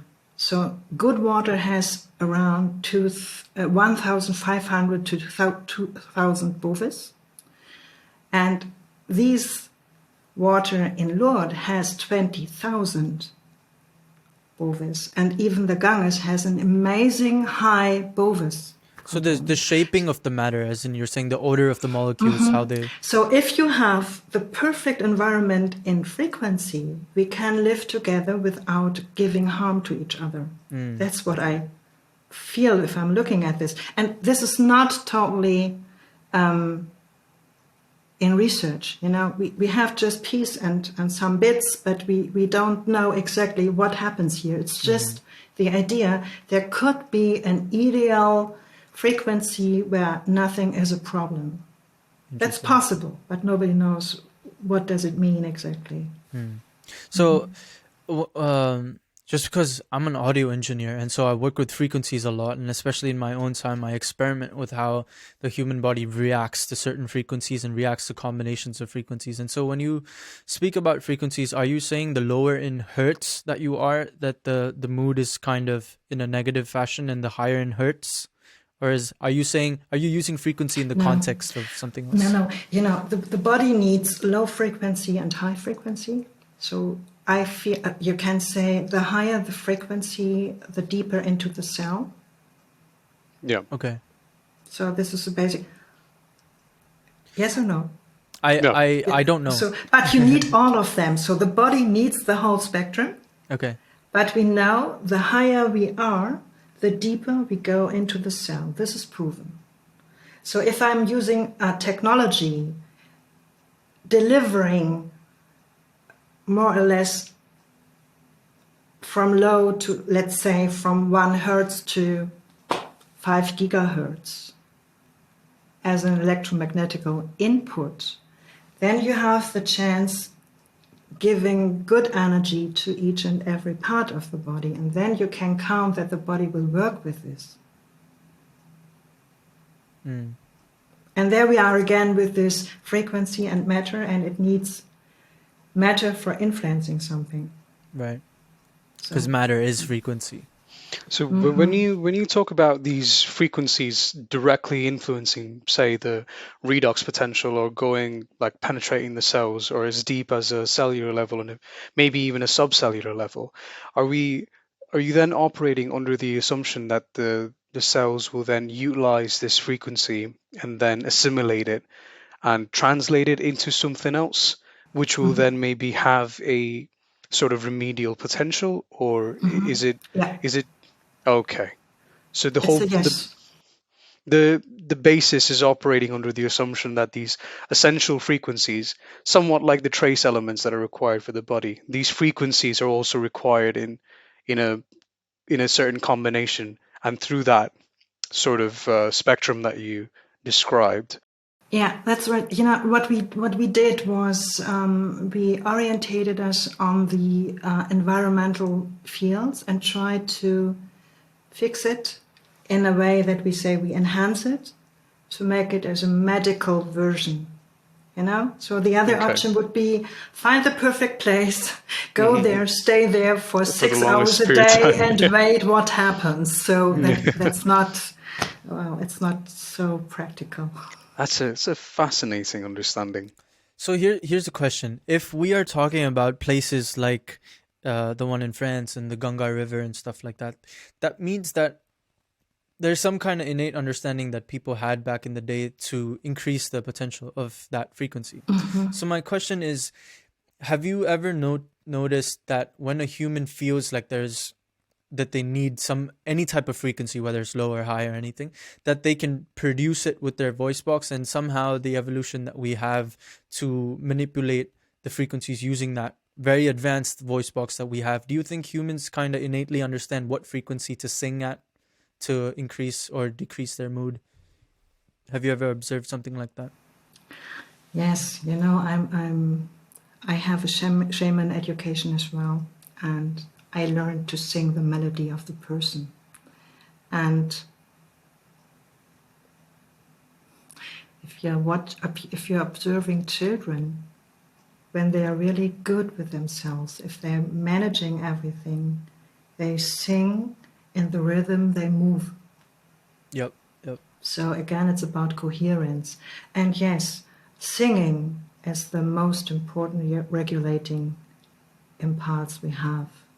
And so I learned from my first shaman teacher to ask the question, if somebody comes and has a disease, when did you stop to sing? And it was amazing. Most of the people could exactly say, I stopped then. And then very shortly later, their disease started. Wow. So this is really interesting. Even the color of dreams changes between health and illness. So, okay, we don't want to make this too spooky, but so the songs, the melodies you have an impact on your body. Yep. And so in the Amazon, the people, you know, the normal healer sings for the herbs to make them stronger. Yeah. The normal healer sings for the person who needs help. And this is what we have. We have a voice. And I observe that it's not normal to sing together, but I observe if they do, the people look totally different. And so again, singing is frequency. And well, we could discuss this when I work on the emergency station, which was in the first years of my education as a physiotherapist. We just used to use the favorite music of the people. So, and I met people in my age at the time, so the beginning of 20. And they had a motorbike accident and they had severe brain damage, and they heard hard rock. And they heard techno. I mean, this, to my ears, this is more or less noise. I know that people are existent who love that. And so for them, it was important to hear what they loved. No matter what I felt, it it could be, because it made something disturbing in me, but for them it was good and it helped them to recover. That was very impressing for me, because I expected it to be different. I expected, well, okay, use some Mozart or Vivaldi or so some classical music that's Right. very old, it's old enough, and then it's perfect for the cell, maybe, hopefully, like this. And then I found, no, it's about how is it what you love? Do you love this music? So then the question becomes, is that a psychological effect or is that a vibrational effect? Because if it's a Both. but if Both. it is a frequency and vibrational effect, wouldn't you think that there would be an objective frequency that makes each human being feel the same type of way? I think so, but we don't know it. We can say there are some frequencies that I should say, well, in this case, it would be perfect if we would meet eye to eye, face to face, and I could show you and could let you touch the information. So there are some programs we have where I observe everybody loves it. And no matter what they have, they just need some alignment. So, and I'm sure there is something that makes this. Yeah. But again, it's a mixture of, you have the true frequency, and the other thing is education and what you like and love and Right. how your life works. So one thing that you said really fascinated me. You said the heart has 400 times stronger EMF than the brain. And so can you elaborate on that? Yes. Oh, this is one of my favorite subjects.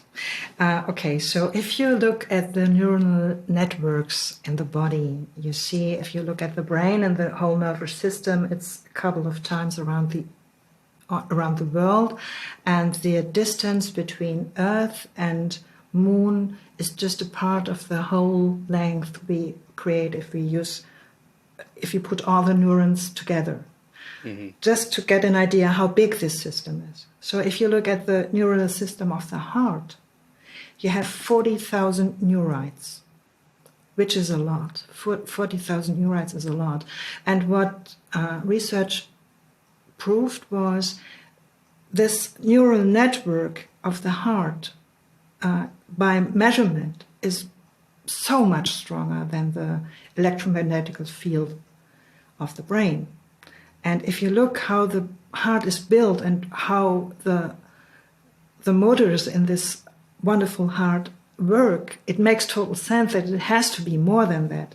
And if you put it back on functional anatomy, then or on functional physiology, then you have the vagus nerve, which is kind of the first contact with the environment. And if you are in a world you don't know, it doesn't make sense at all to make it by brain, because you're not quick enough. Wow, okay. So the heart is the part that says, don't do this. You don't know why. It's just a feeling. And we are so drilled to ignore this. But if you find the coherence between heart and brain, then you open the door to intuition, to self-healing, and you make everything better than it is before. It's not a substitute, but it's, again, something we have by nature, we don't use, and we should use that. And so if you have this 40,000 neurites, they have their own thinking on a very low level, they have their own feeling on a very low level, they have their own emotion, they have all this. Low level means on the cellular level. It's not like I'm thinking this and that. And so if you compare this, I'm an artist. I love to tell stories. Of course, I'm into stories. But stories is the brain. The brain loves stories, and if you don't give the right story, the brain makes one. It creates a story because it needs it. So the heart is about essence. It's just one word or a fraction of a sentence. And so I don't know whether you're familiar with that. So I do something because I have to hold a speech, and it's maybe it's about neuroscience, and I feel I don't know what to talk about because I don't want to be bored, and I don't want to take the same speech I always use. So I ask my heart, what are you interested in? And then in a second, I have the idea to look for something. So this is how it works. I reconnect to this old connection, and then I have an idea, and then I go for the story. So I think it's a special beauty in itself, and it's still a miracle. What we can say, it's about neuronal coherence. And if we are coherent, if we are aligned, then everything is fine. And then every version of human is fine. What is your opinion on the redundancy of people intellectualizing the world? Like you were saying, we are not taught to use the heart as much, or we're not motivated enough to use our heart because we're taught that logic is more of the correct approach to view the world. And so the way that you said the heart is quicker than the brain, it makes me feel as though you're saying that intuition and feeling is always one quicker and also more accurate than intellectualizing the reality of it. But then when you try to intellectualize it, you get lost in kind of translation. Mm-hmm. Yeah, it's a problem. Yes, I say the first impression, the first something, it's just, the way is just opening and closing. So this kind of intuition is very precise. And I know by many, many contacts and talks I had to scientists, even Einstein, they had the vision first. They had just this moment of insight, and then they did the research, then they organized it. So intuition is not, I feel it's this and that, and I see blah, blah, blah. This is already brain. Yeah. So if I'm following this first step into something, then it's not the better step, but it's the first. And I feel that many people leave this out. They start with the second and third step. That's why it's not grounded. If I'm starting here, if I say there must be, let's take this idea of the perfect frequency. I feel, yes, the idea is brilliant. There must be one frequency that's perfect for everybody. Then I could start thinking, how can I find it? What do I need? Which person do I need? Which technology do I need? And then I have to prove whether I find the right or wrong one. And maybe in the end, I find it's not just one frequency, but it's a certain range of frequency that perfectly fit on human bodies. So it might be like that, but because I'm not sure, I don't think this first. Because if I think first there might be a range, then I'm different in my approach to the things, and then I might miss important information. So I'm looking for the perfect frequency. And I'm open to every yes and no on the way. So, but this is hard. Memory of this was my first impression. And so my favorite question is, what if yes? What if not? So it's just this what if. It's not, I know how it is. What if it's different? Yeah. And just being open to this. So I was talking to a friend recently, and as I was trying to explain this whole concept of what's in my mind about how I view the human animal, I tended to explain it in some way that now I'm okay with reusing this explanation. And so something that really sticks out to me is that all the facets that we have, like our intellect, our ability to view logic, our ability to mathematize the world, our ability for symmetry, our ability for quote-unquote intuition, because we haven't been able to define it correctly, that's why I'm saying that, but just feeling, communication in all aspects. Obviously, like, we've evolved from a place where survival has given us these tools. It was from survival that we had to develop these tools to kind of keep ourselves at advantage, right? The fact that we have a really strong intellect Do you want me to stop here? No, I just think, I'm not sure whether I got you. Do you mean it's that intuition is something we needed for survival? No, I'm saying that all the tools that we have as humans today and as modern humans, all these tools were developed mostly in the wild. There were tools that were developed through survival. Like your ability to understand symmetry has some significance in survival, has some significance in the wild. And so I I see it as a problem that now, as a human society, since we have escaped survival and we are now in a comfortable position where there's not much stress and not much real stress more than induced stress, we stay in a position where we are using these facets outside of their home. And so because of that, because of using it outside of what they were intended to be used for, we kind of get lost in what the meaning of those things are. So for example, one of the things that really sticks out to me is the way that we're able to use math and the way that we are using math today. I think as a human capability to use math, like say, for example, to understand formulas, to formulate, to see the geometry of life, these are things that we developed so intensely as human beings surviving in the wild when we were being chased by animals. We were able to look through the trees. We were able to see symmetry. Where can you run through? Where can you escape from this? How can I attack this animal from here? How do we use strategy with all these things? So we're seeing math. We're not doing math. But to condense that ability of the human being and then being able to communicate it on a level that is just using numbers and math. This is, even if you look back at the Babylonian times when they started to create symbols for math, when they didn't know how to say 1, 2, 3, 4, they started to create symbols. So even the language that we use, the language that we are speaking in right now, this isn't the language that was intended to be for survival. This is the language that we used and somehow escaped survival. This is just how we became into communication. But if you truly look at it, the heart of communication comes from song and dance and all the other types of communication that we completely ignore. But what happens when you try to condense the facets of the human being into these forms of limited communication?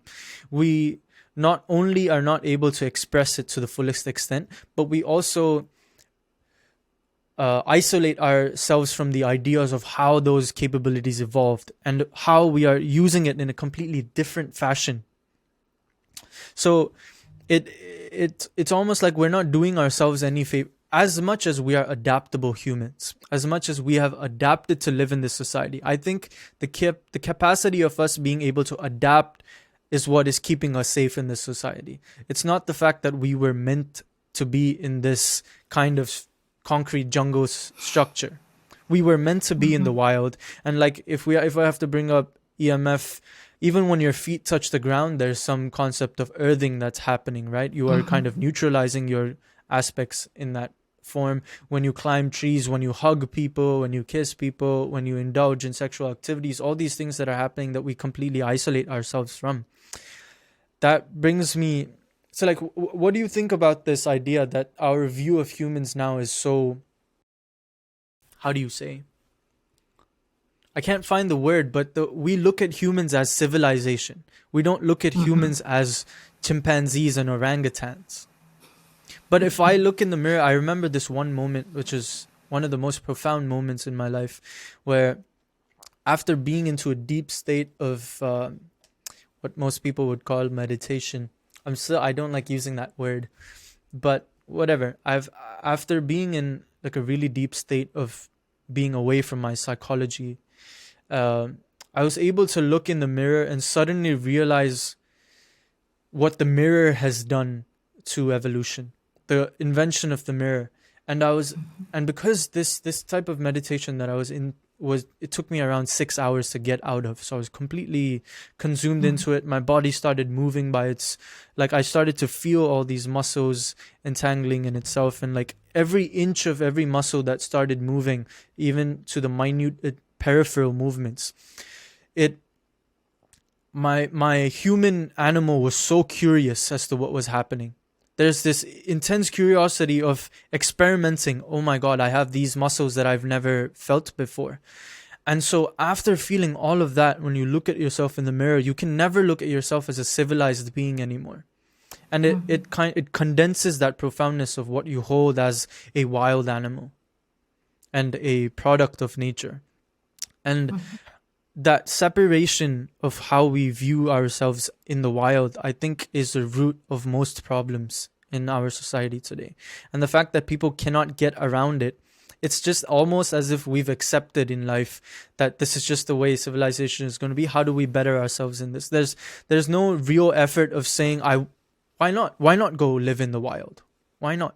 There's no I think there's no courage, that level of bravery and discipline that it takes to really sit back and be like, wow, we have escaped survival. Now there's a few options that can happen here, but where we came from and how to stay at the healthiest point is to, one, be involved in nature, be with nature, because that's where you came from. That's how you are most neutralized in your aspect. But also every single ability that you have has also been developed in the wild. Yeah. Yes. I totally agree. I would frame it with a sentence: I'm a part of nature, no matter where I live, no matter how I live. I'm a part of nature, and I have an impact on nature, and she on me. So if we cooperate, we are good. If we don't, we are not good. Both of us are not good. And that's what we see today.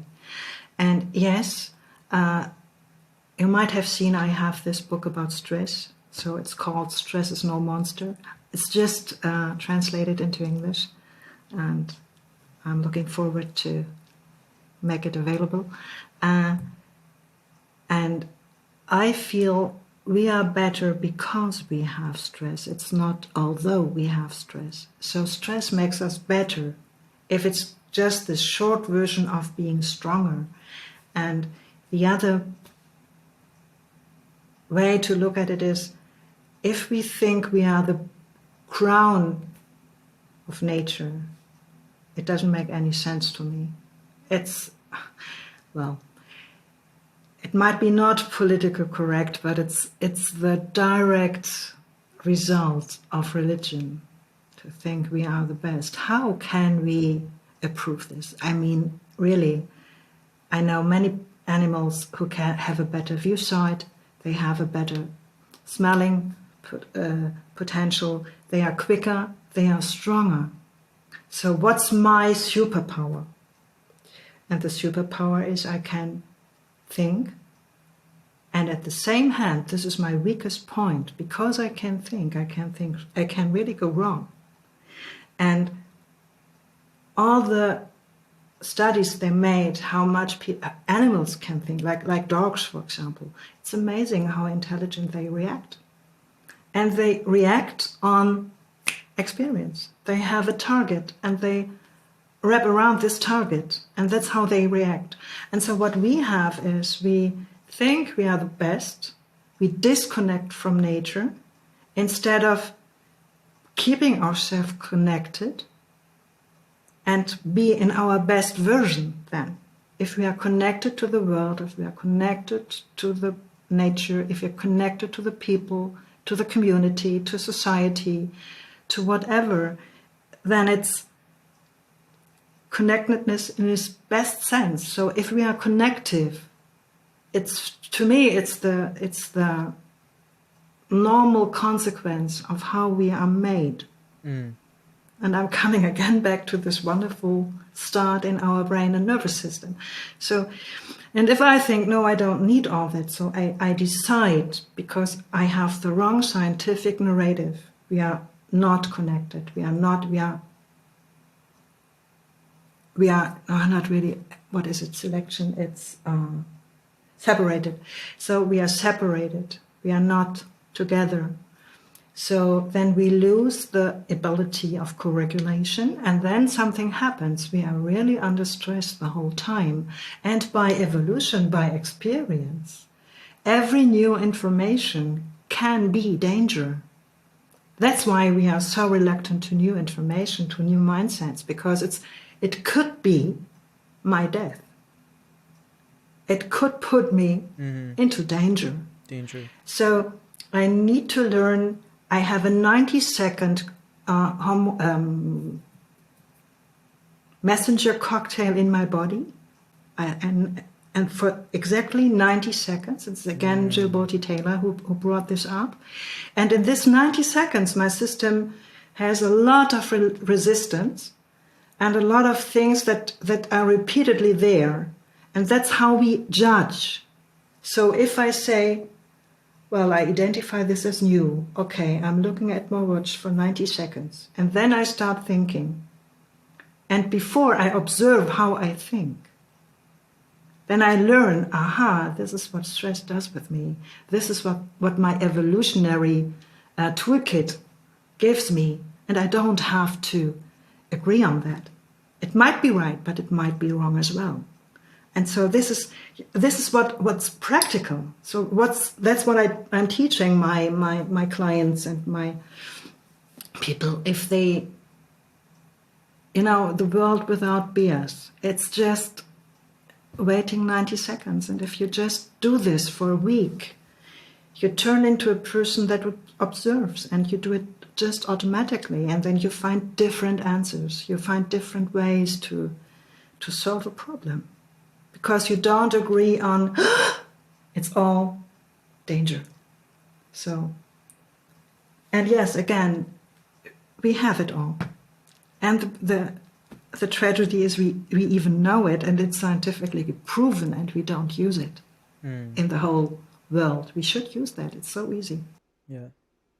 So, speaking on that topic, there was one thing that you said in that interview with My Energy Living, that you said, because you said stress is good and that we don't have enough of it in today's world. With context, by the way, there's context to that. You also mentioned that the way to deal with that stress, you had mentioned a couple ways to deal with it. So for the people who are watching who think that, oh yeah, you mentioned advice is not necessarily, it's like a punch. I will let you say it, but it's on your website. You said advices are like punches, but they don't necessarily solve anything. It's the action that you take yourself. And so for the viewers who are watching, who are currently in a place of anxiety or in a place of depression and stuff like that, what would your advice be?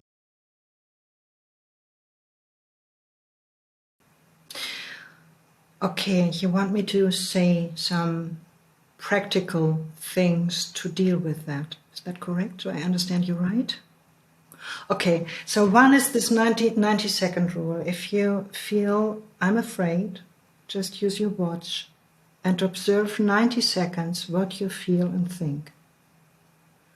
And then say, okay, now it's something different. So the basic and the most important part is not identify with these first 90 seconds.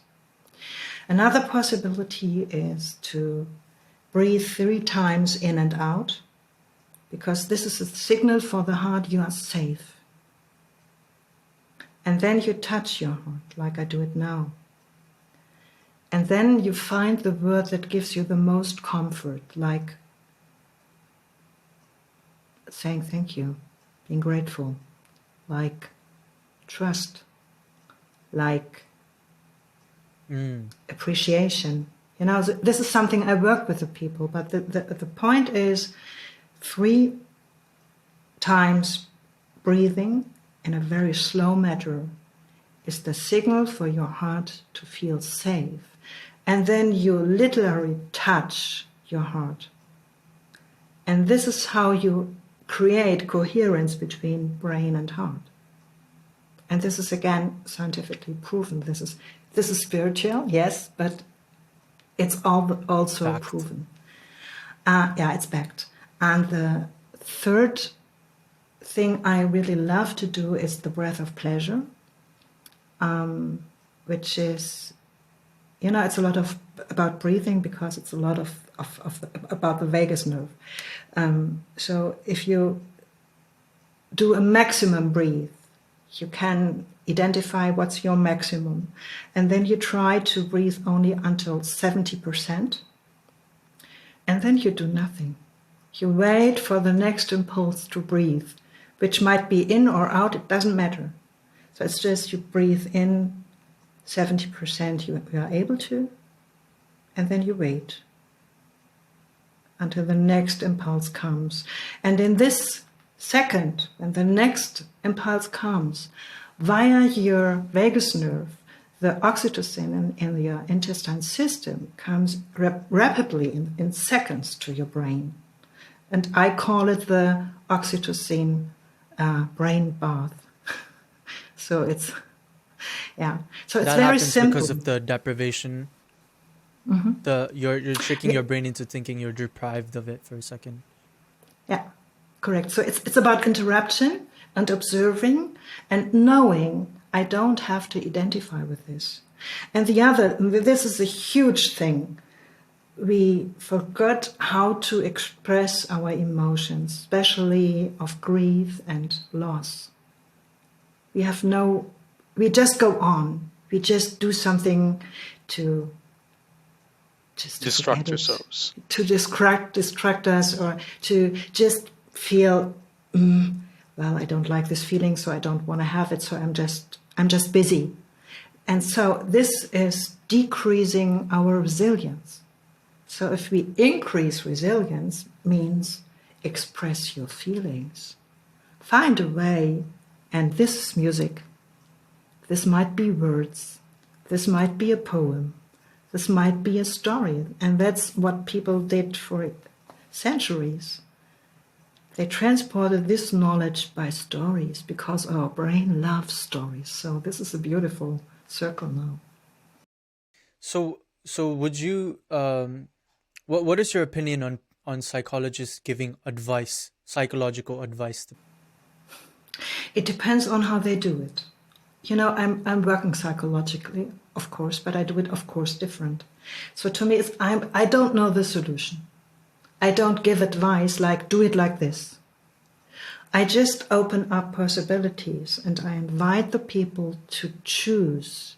And I'm doing this by making them safe, by using my own system, creating this area of safety.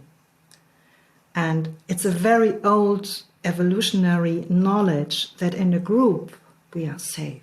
If we are alone, we are not. So this is the basic principle of co-regulation. And so I never say, you have to do it like this. I never judge. I just say, look, there are different possibilities, and which one is most attractive to you? And which one is closest to your situation now, and which one can help you to change something? Because if you would be okay, you wouldn't come to me and ask me for help. So something must be wrong, and so let's see what we can do here. Mm-hmm. And I often just invite them to write. So I give them special questions and say, okay, write down and observe, and then we see what comes up. And so, okay, I have like a little bit of a problem. Like I have a problem with psychologists in a little bit of a sense, because sometimes if you are talking to a psychologist who really wants to help you, they can use things like love. They can use all these tricks and methods to make you feel better. However, if they come from a psychological perspective and they attack this from a psychological perspective, and they start to use their own experiential knowledge, as in my life, what I have learned, that this is how you have to deal this way in society and stuff, I think those things can be very dangerous for people. Would you agree with that? Mm-hmm. Yeah, totally. I think it's totally dangerous. And I think if you know how psyche works, it's very, very easy to manipulate. And to me, it's the art in the treatment is to respect the borders, to respect the universe of the other person, and to say, it might be like this. Did you ever concern to think different? Are you open to this?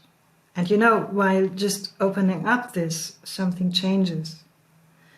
And I had several clients who said the most important part, that you gave me trust, because you said, I trust you to do this. I know you can deal with this, and I know you will find your way. And I'm here. You can just use me as a mirror, you can use me whatever. But use it wisely. Don't expect me to give you a recipe. This is Right. the best way to do this. Because it might not be the best way for you. And what I experience is that many people don't appreciate this. They want me to give them advice. So that was my question to you. So in my own psychological life in the last few years that I've lived, right, I've had, fortunately enough, privileged enough in my life where people have put trust in me. There's my loving brother, my loving mother, and my father.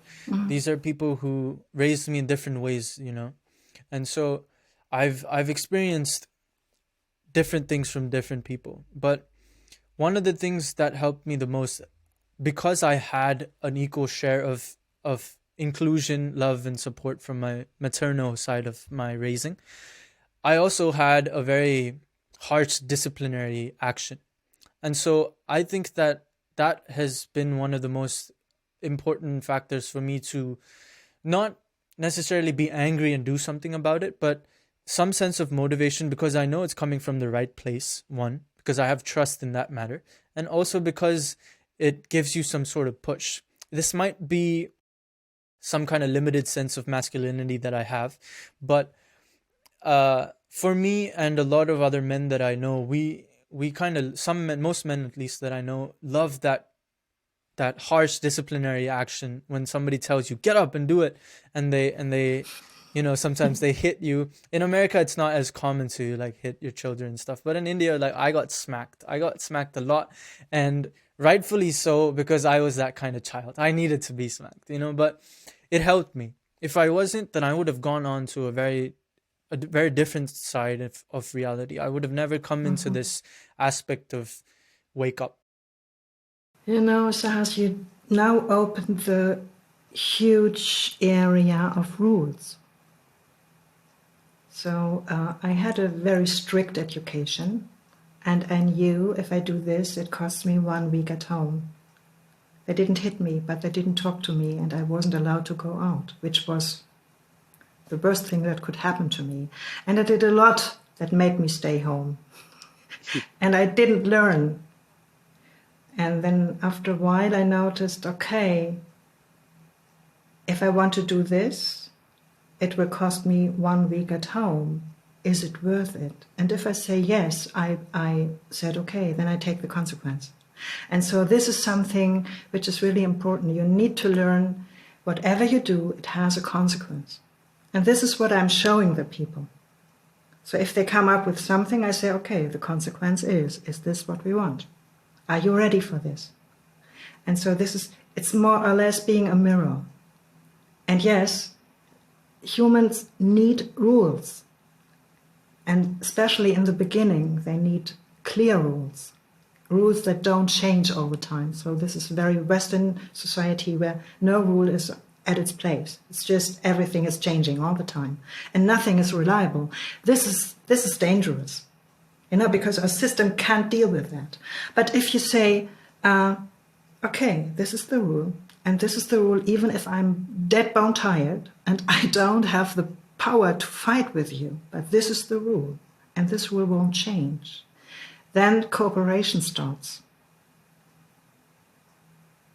And so, yes, there are rules, and yes, we need kind of guidance, but I don't think it's necessarily physical, and I don't think it's a good idea to imprison somebody, Mm. even if it's a nice prison, you know. Right. But I feel, you know, what I observed with the Indians. So if a child says, "I don't want to go with you for the hunt," they said, "Okay." And then he saw the man leaving for the hunt, and then the child said, "Oh, I." The child saw, now I have to be with the women here and my baby sisters. I just want to go for the hunt." And then the man said, "No, No. you decided to stay here, so you have to stay here. This is consequence." Mm. And this is how we are made, I feel. Yeah. So did we... Sandeep, you're back again. I just had the feeling we have lost you. Oh no, I've just been engrossed in this conversation for the longest time. So rules are important to follow. Yeah. Clear rules, not many, but clear. Clear rules. Where do you stand on disciplinary action that's slightly forceful? Like, because in the animal kingdom, it happens all the time, you know, like you get biting, you get scratching, you get pawing. And so as humans, I guess that is something that should not have bias. My whole thing is don't have good or bad bias about anything. Just be open to it. And so I know what you're talking about. Yeah. So to me, it's, well, I wouldn't do harm to a child, but if the child is underage, I would accompany everything I say with a body touch. Mhm. So, for example, if I say no, I would deeply touch and say no, because otherwise, no is a game. It has no meaning. So if I say, "Please don't do this," what does it mean? It's an invitation. But if I say, "No, I don't want this," and I touch, then it's clear. So yes, it's very physical in the first 8 years of life when we have to learn boundaries. right. And since most of the parents don't have boundaries, they don't teach it to their children. That's the hard truth. It's true. Yeah. If you don't have your own boundaries and don't know them, you can't teach them. Yeah. Well, it's the important thing to understand is not the boundaries itself. Like what boundary you set, what type of boundary is not the important thing. The fact is, what is the human learning by the concept of using boundaries? It's important and it's physical. And it's not, it has to be directly. I mean, if I say, "Well, 2 hours ago you did something bad and now I punish you because I'm the father and I'm the one who punishes. And I'm the mom, she's always nice." Just to make an example. It makes no sense because it's 2 hours ago. How can I learn what I did when 2 hours later somebody comes and punishes me who wasn't there? Mm. He was not with me when I did this. But he comes and says, "Whoa, whatever." Yeah. So I feel it has to be directly, instantly, and has to be clear and physical. It's like positive reaffirmation and negative reaffirmation. So Sandeep, what do you think about that? Because you just listened all the time. I'm just interested. So it's sort of the take on, roles and role specific boundary setting that's the point that I'm more interested in. Because if the repercussion needs to be immediate and it needs to be coming from, I assume, a figure of authority is the first thing that you need in order to establish that boundary first. When you say no to the child, it needs to come from a position of um, at least a role model in some sense that the child can look up to. So if it's not necessarily the role model that is stereotypically supposed to be the punishing figure, say the father figure in most families, it has to come from the immediate authority or the authority that was present, which sort of then brings into question, is it possible then for these boundaries to be set irrespective of the roles that are assigned to each of these boundaries, or is it specifically the roles that need to set certain boundaries? Say, are there certain boundaries that need to be set from a male figure to a male child, or a female figure to a female child, or vice versa? Or can it go any way? And does it have any repercussions moving forward for the child? I think so. I think, well, what do I really think? I think that it depends on the age. So in the first 6-7 years, it's the authority of the mother, just by development. And then there's a very important time where the father is more important. And most important starts around 12 to 13. So you need this role model. Of course, I can do it both ways, but it's different. Yeah. It's kind of confusing. So I sometimes feel that we lost something we really desperately need. We have no role models that work.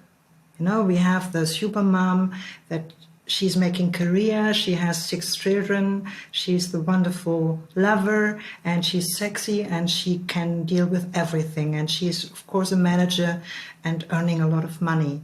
So, I mean, this is pretty overwhelming, and I guess you can't do anything really very well because it's just a lot. So on the other hand, there's the male role that says you have to earn more money than your woman, than your wife. You have to take care for everything. You are responsible for everything, which is overwhelming as well. And we see this in certain statistics of how people develop illness. So, and by now, there's nearly no difference between men and women. And it's not long ago that there was a clear difference. Right. How somebody developed something.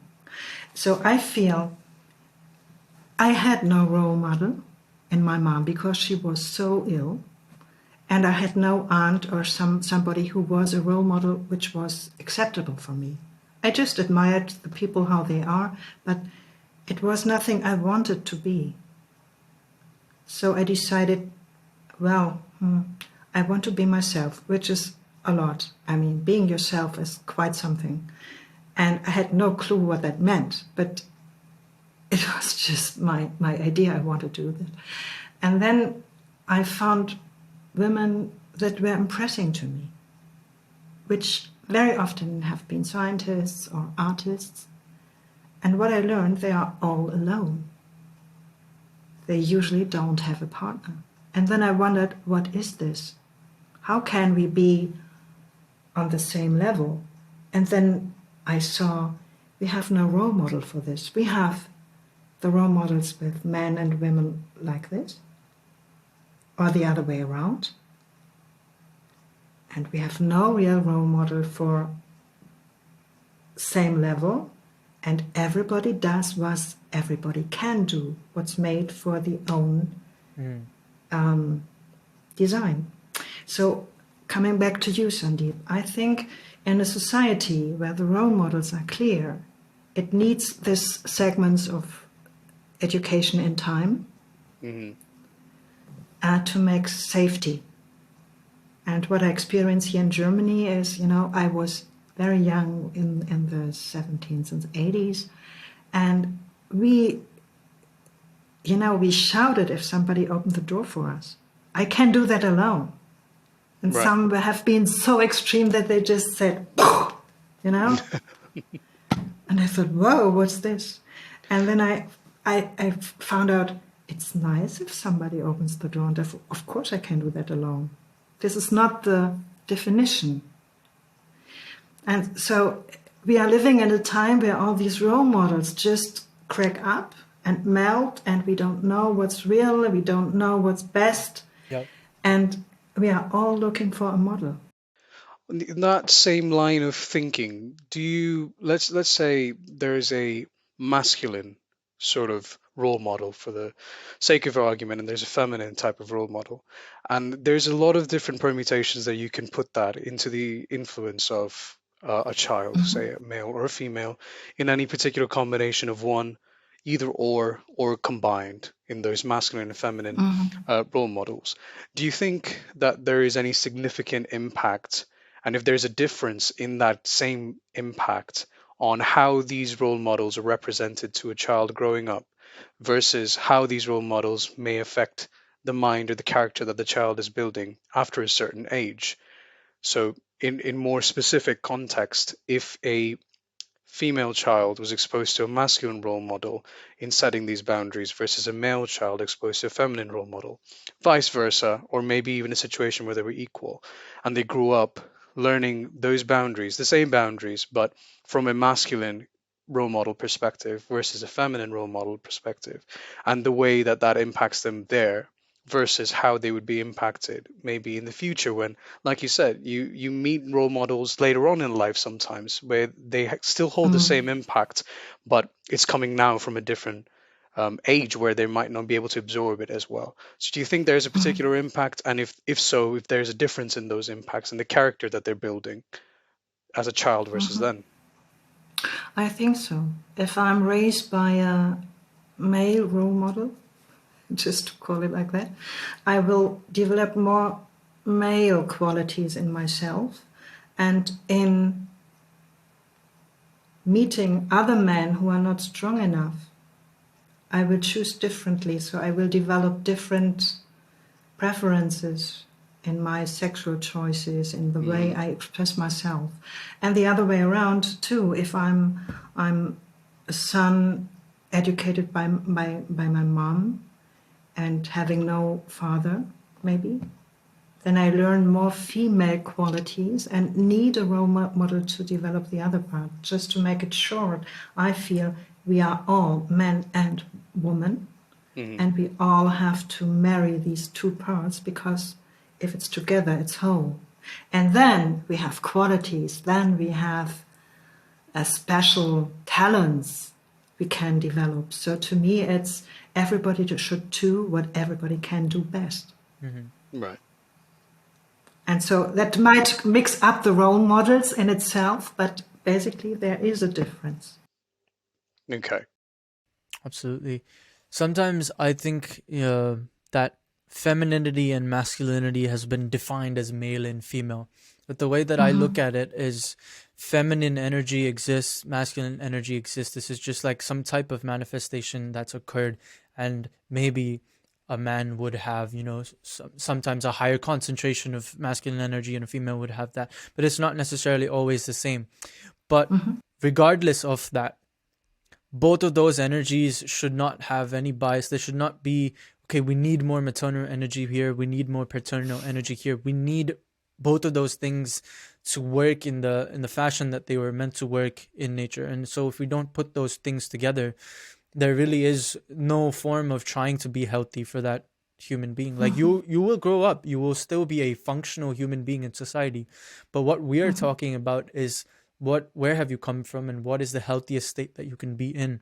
And it's about not having any bias towards those things. So like you said, to marry those energies together and to see the importance of both sides of that energy. Like in history, there's always been some type of hierarchy that we have, that it's either male energy is more like this, female energy is more like this. Now we're more into a female hierarchy.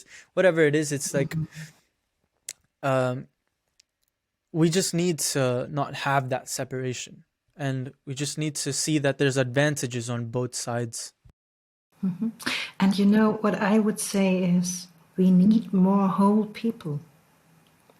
We don't need more men, we don't need more male or female qualities, we need more whole qualities. Humans. Yeah, just humans. And, I have a pretty good male energy and I have a pretty good female energy, and I like them both. And I'm happy to have them both. But, so if I'm observing those who have a healthy family situation, I didn't have the chance to learn what they learned, which to me now is an advantage. And so what would you say is a healthy family situation? Everybody's there, everybody's in function, and I have every kind of role model. I don't need to like this model. But the point is, in my life, this mother part missed. It was just not there. It was illness. So everything changed. She had to be the center of our being, because we needed to take care of her. We needed to go to therapy, to doctors. She needed support every time. So it was not this kind of mom who takes care, and it was not the time of mom who was always beating me, which is the whole Yeah. possibility of things that can be. But I simply had no mom. She was there, but she was not there. So that was not healthy in the sense of not complete. Right. So it doesn't mean it's unhealthy. It's just, in Germany we say a healthy family system means everybody's there. Maybe I have to put it into other words in English, but this is what I mean. I personally think that parents just need to love their children. They can make mistakes. And the worst thing that can happen that you have perfect parents, because then you will never grow up and you never leave home because they're so perfect. And I have the experience with some adult children who say, well, I never had the chance to develop my own talents because my mom had them all before me, and she is in advance because she's just training longer. So I never will get there. And so to me, it's if I have every role model, no matter how, it's easier and healthier than having just one. So this is the way I want to put it. And so that brings me to one statement that you made that I saw your emotion when you were saying that. You said, in former times, a woman like me would have no chance. How do you feel about that situation? I'm a woman who wants to read, who wants to learn, who wants to do research, who wants to help, who wants to bring things together. I'm a woman who is a natural leader. I'm a woman who is a natural giver. So this is all something people had burned. This is dangerous because a normal woman is devout. She's nice. She's a good cooker. I'm a good cooker. Yes, I can be nice, but this is not, you know what I mean. Yeah. It's and my parents and even the people around me said, so you will always be in trouble with men because you are too clever. That was confusing. That being clever, well, I don't know whether I'm clever, In that time I didn't know. What does it mean, being clever? But what I learned is you are complicated. You are too strong for a partner. And, well, I'm happily married since years, so it must be something. And what I experienced was that the male people around me asked me, so what kind of man is he? Is he a very soft one? And I said, what?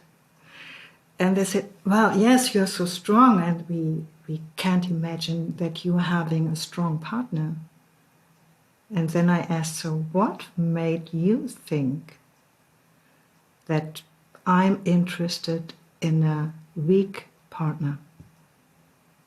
How comes this idea into your mind? And then when they met him, they said, wow, he is strong. And he's soft, of course. So we are both. And the point is, if you are a woman like me, you need a man who is sure about himself.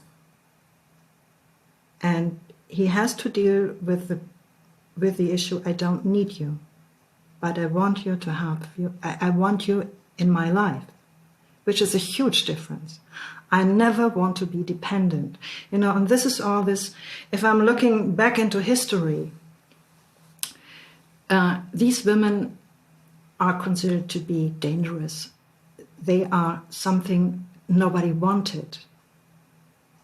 And so all the attributes for male people, being clever, being strong, being clear, being good in leading, they are all supposed not to be for women. So you are doing something which is not allowed for you. And this is something I felt as a child. I did a lot which I was not allowed, and that was the emotion you saw. And this is how I was raised up. You need to be different to find a partner. You need to be different, otherwise you will be alone. You need to be different. And then I said, well, I try to, but I failed. I never managed to be like they wanted me to. I'm observing women who have a strong husband because they want him to be so strong and they like to be devout. And it's fine to me. I never managed to be like that. Yeah. Or the other way around, that women try to dominate their husband. So domination is another word I don't like to use. So this is even not interesting to me. I just want to have someone as a counterpart who is himself and who has an own living. And so to the children around me, I always said, I'm alone 100%, and if I'm meeting another person, I should be 200. I don't like this 50-50 version. I'm just whole if you are there. So this is dependency, and this is nothing I'm interested in. Well, and no matter how I see this, the choice people make, if they are happy, it's the best choice. Yeah, I completely agree. Wow, this conversation has been so interesting for me. I wish that we could continue this for the next 5 to 10 hours. I would sit here and keep talking and picking your brain. You really are someone who I'm going to be looking forward to speaking to multiple times in my life. I hope that one day me and my friends and the people that I love can come around you and get involved into your community and see how you do this healing. Because it's one thing to talk about it. It's one thing to get into intellectual conversations, but the idea that you are expressing and acting on and have been doing since 98, you said 96? 93. So I started, I made my first examina in 1984, Orwell, 1984. And then I made my own clinic with 1993. So it's nearly 40 years now of therapy. 40 years of real life experience into delving into what we're talking about. It's one thing to just sit here and contemplate all these beautiful ideas about life, but you've actually put that into practice, and you've actually demonstrated by being a bridge between science and spirituality. And that's something we need more of today. We need people to be inclusive of all ideas of human development. And so my final question to you was, what is your idea of human evolution from here onwards? We have looked at how we have moved away from our, sort of natural way of existing, but there is always a forward way of how humans can evolve even more. And I have some direction in my head, but I would love to hear what you think the next form of the man would look like, or at least what direction our culture should head in. I think we have to remember that we are part of nature. We are a part of the world. We are not the world, we are just a part of it. We are interdependent. I see the system of cooperation in the best sense. I see a society that needs to create new values. We can do it like we did it before. That will never come back. That's very obvious to me. I'm sure we know everything we need to know, and I'm trustful that we can do that by doing things like we did today, by writing books, by meeting, by expressing these ideas without saying we are right and you are wrong. It's just opening minds. And to me, the start is being barefoot every day outside on the ground, no matter how the weather is. And the other option is never forget to touch your heart and start from there. So it's practice and trust.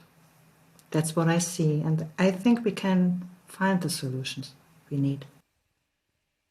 I think we can too. I'm hopeful for the future, but I'm not hopeful in a imaginary way. I'm hopeful in a realistic way, and I see that there are humans who can understand this, but the guidance is coming from very unconscious and unself-aware places. And so once we build the community of people that we are trying to attract, when we build the community of people who understand that self-awareness is how you gain control of your human animal, and when you exist in health, only first to get to that point where you exist in health will you then even be able to think about evolution. Humans are now at a point where we're below health in common society. We're below a healthy standpoint. And to be able to come to a healthy standpoint is what we're all fighting for. And then from there only we can think about conscious evolution and like trying to do something better. Well, it was so wonderful to have you on. Thank you very much for taking the time out of your life to give it to us. Time flies when you're having an interesting conversation. It's so true. Yeah, it was really. I didn't notice it's 3 hours. Yes, it finally gives us some quality time now. Oh, Yeah. almost. So he's coming back. He's It's quick. very odd. We definitely weren't talking about you when you were gone. 100%.